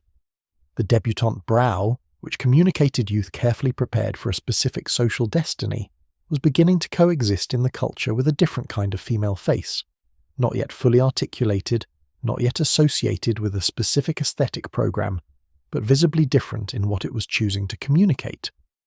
The specific terminology that surrounded the debutante presentation varied by city and by social circle, and these terminological variations were themselves social signals. In New York, the debutante was presented, and her event was a coming-out party. In Philadelphia, where the assembly ball represented the apex of the debutante calendar, the language was similar, but the specific rituals differed. In Charleston and New Orleans, the debutante tradition had roots in antebellum social culture that gave it a different historical weight and a different set of associated practices. In the Midwestern cities, in Chicago, in Cleveland, in Cincinnati, the debutante tradition had been imported and adapted by families who had made their money in manufacturing or trade, and who were using the ritual to claim a social position that their wealth alone could not fully confer. Each of these contexts produced a slightly different version of the required face, a slightly different calibration of the brow arch and the lip colour, and the degree of cosmetic visibility that the occasion demanded. The debutante brow in Charleston was softer and more historically referential than the debutante brow in Chicago, which tended toward a more modern line. The social world you were entering determined the face you presented at its door, and the face that opened the door was taking note. There is a photograph taken in the spring of 1959 at a Revlon product launch party in New York City that serves, for anyone who has studied the visual culture of the era with any care, as a kind of compressed dictionary of mid-century feminine armour. In the photograph, a row of women stand at a counter holding new lipstick tubes in the shade that Revlon had named Bachelor's Carnation, a blue-toned red that the company's founder, Charles Revson, had insisted upon with the evangelical certainty that characterized all of his aesthetic pronouncements. The women in the photograph are wearing the lipstick, and their faces, in the particular quality of press photograph flashlighting, are nearly perfect illustrations of the visual system this compilation has been tracing across 10 volumes. The foundation is matte and even. The eyes are lined, dark, wide open. The lashes are thick and slightly theatrical, and the brows, every one of them, are arched. Not uniformly, not identically, but consistently. The arch is present, the arch is controlled, the arch is communicating. What it is communicating in this particular context is the same thing the red lipstick is communicating. I am here, I am intentional, I have made choices, and those choices are visible, and you are meant to see them and understand them as the product of a deliberate self. The red lipstick and the arched brow were, in the visual grammar of the 1950s, the two elements of the face that most explicitly refused to pass as natural. Every other element of the beauty system, the foundation, the blush, the mascara, even the liner, could be calibrated toward invisibility, toward the enhancement of what was already there. The red lip and the drawn brow could not. They were too vivid, too geometrically precise, too obviously constructed. They announced the face as a made thing. And in a social environment that simultaneously required women to be beautiful and to appear not to be working at it, that announcement required a very particular kind of confidence to carry off. The history of red lipstick in America runs through some of the most interesting moments in the country's social and commercial history. The Tanguy Company, which had been marketing its orange-toned lip products since the 1920s, on the somewhat improbable claim that their formula changed colour on application to match each individual woman's natural lip chemistry, was one of the dominant mass-market players through the Second World War, when their advertising leaned heavily into patriotic themes and the association between red lipstick and American feminine strength. The war years, which saw red lipstick adopted as an almost official component of the well-dressed American woman's uniform, promoted by the government through advertising that associated a composed lipsticked face with civilian morale and wartime resilience, created a cultural context in which the red lip was not frivolity, but necessity, not vanity, but duty.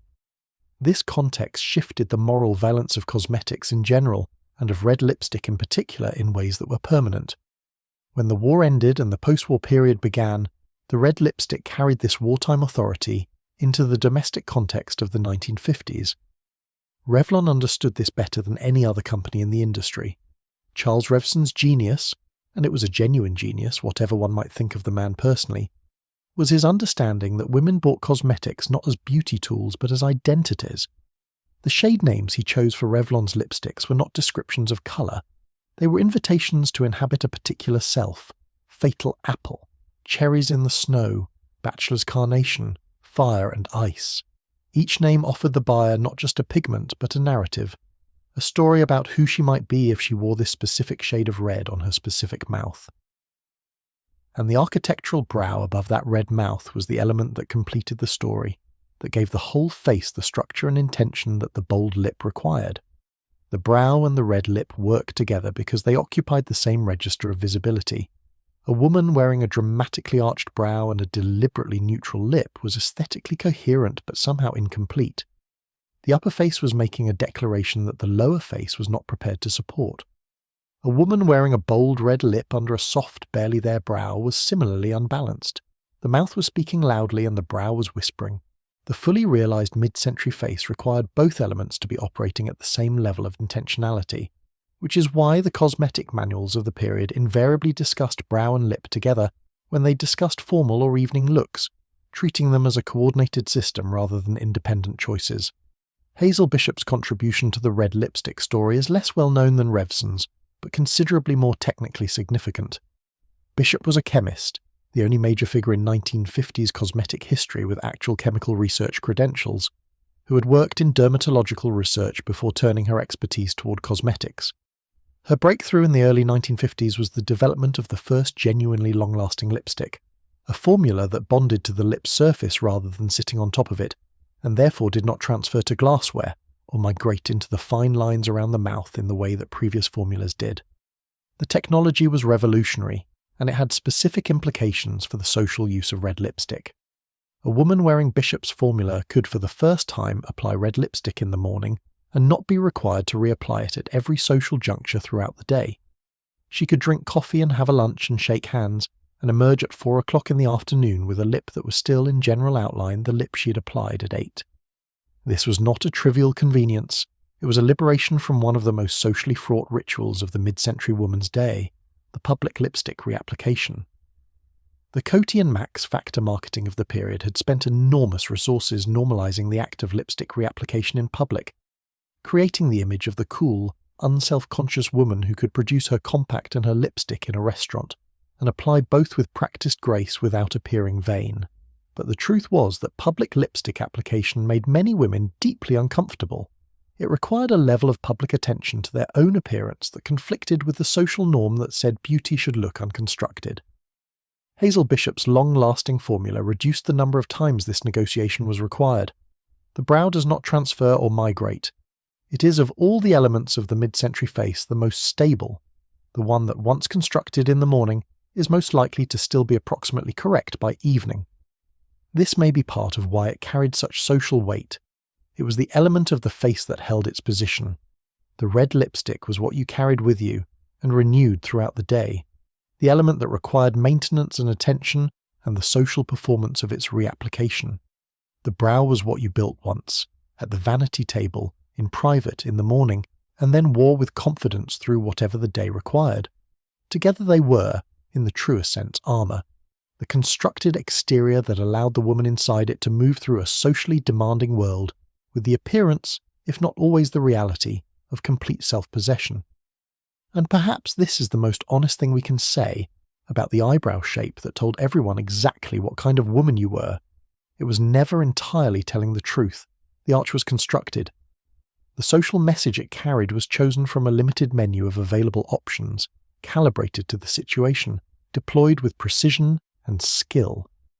The woman underneath it was always more complicated, more ambivalent, more interesting than any line drawn above her eyes could capture. But the line was what the world saw first. The line was what the world evaluated. And the women who drew it every morning at their vanity tables were not surrendering their complexity to its simplicity.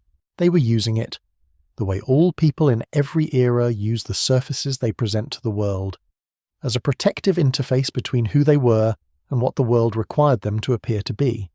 That intelligence deserves its own kind of respect, and the next time you arch your brow or choose not to, remember that this small decision has always been a political act. The wartime legacy of red lipstick carried into the 1950s in a specific and somewhat paradoxical way. It made bold cosmetics simultaneously more widely acceptable and more socially loaded. During the war, when lipstick had been framed as an act of civilian morale and feminine resilience, when the War Production Board had specifically exempted cosmetics from the restrictions it placed on other luxury goods, because the psychological effect of maintained feminine appearance on the home front was considered strategically important, red lipstick had been worn by women across every social class and in contexts, like factory work and military service, where it had never previously been present. This democratization of the red lip was one of the most significant cosmetic cultural events of the 20th century, and its consequences for the post-war period were enormous. Red lipstick after the war was no longer the exclusive property of Hollywood actresses and society women. It was the property of everyone, which meant that everyone who wore it was now navigating the question of what it meant, what specifically it communicated about them in a post-war world where the wartime justifications no longer applied. The specific shade mattered enormously in this navigation, and the cosmetic industry invested extraordinary resources in colour development and shade naming throughout the 1950s, precisely because it understood that shade choice was social choice. The blue-toned reds, Revlon's cherries in the snow, the various bachelor shades, the berry tones that appeared in the mid-decade collections, communicated one set of associations. They were the reds of sophistication, of slightly cool beauty, of a woman who was not trying to be warm or accessible, but was offering instead the particular appeal of controlled elegance.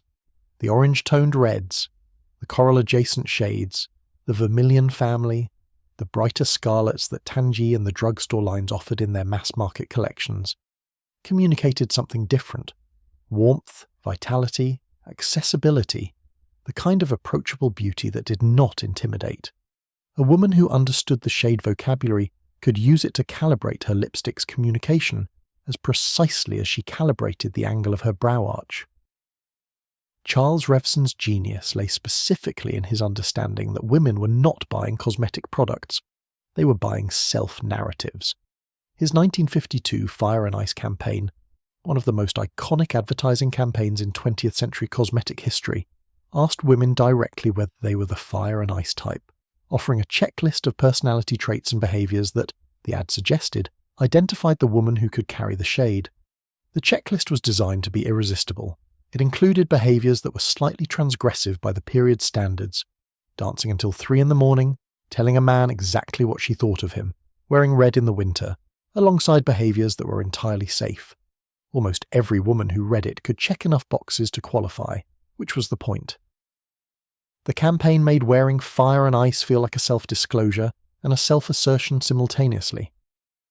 And the brow that completed the face that wore fire and ice had to be equal to that assertion, had to be as clearly intentional, as deliberate, as unapologetically constructed as the lipstick itself. Together they constituted the face's manifesto. Together, in the 1950s, they told you exactly what kind of woman she'd decided to be. The final word on the red lipstick belongs perhaps to the women who wore it not in the context of the beauty industry's narratives about it, not as Revlon wanted them to wear it, not as the etiquette guide specified, not as the social code of their specific community calibrated it, but simply because they wanted to, because the red on their mouth felt like the truest possible expression of something in them that the rest of the daily costume, the girdle, the petticoat, the correct gloves, the appropriately arched brow, could not fully contain.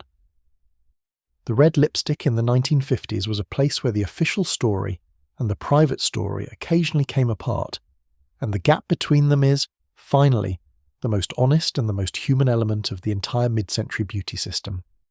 The women who wore it knew that the arch of their brow communicated one thing, and the red of their mouth communicated another, and that the two together communicated something that was more complicated and more true than either could manage alone. That complexity is the real legacy of the eyebrow shape that told everyone exactly what kind of woman you were, and the red lipstick that told them what the brow was not permitted to say.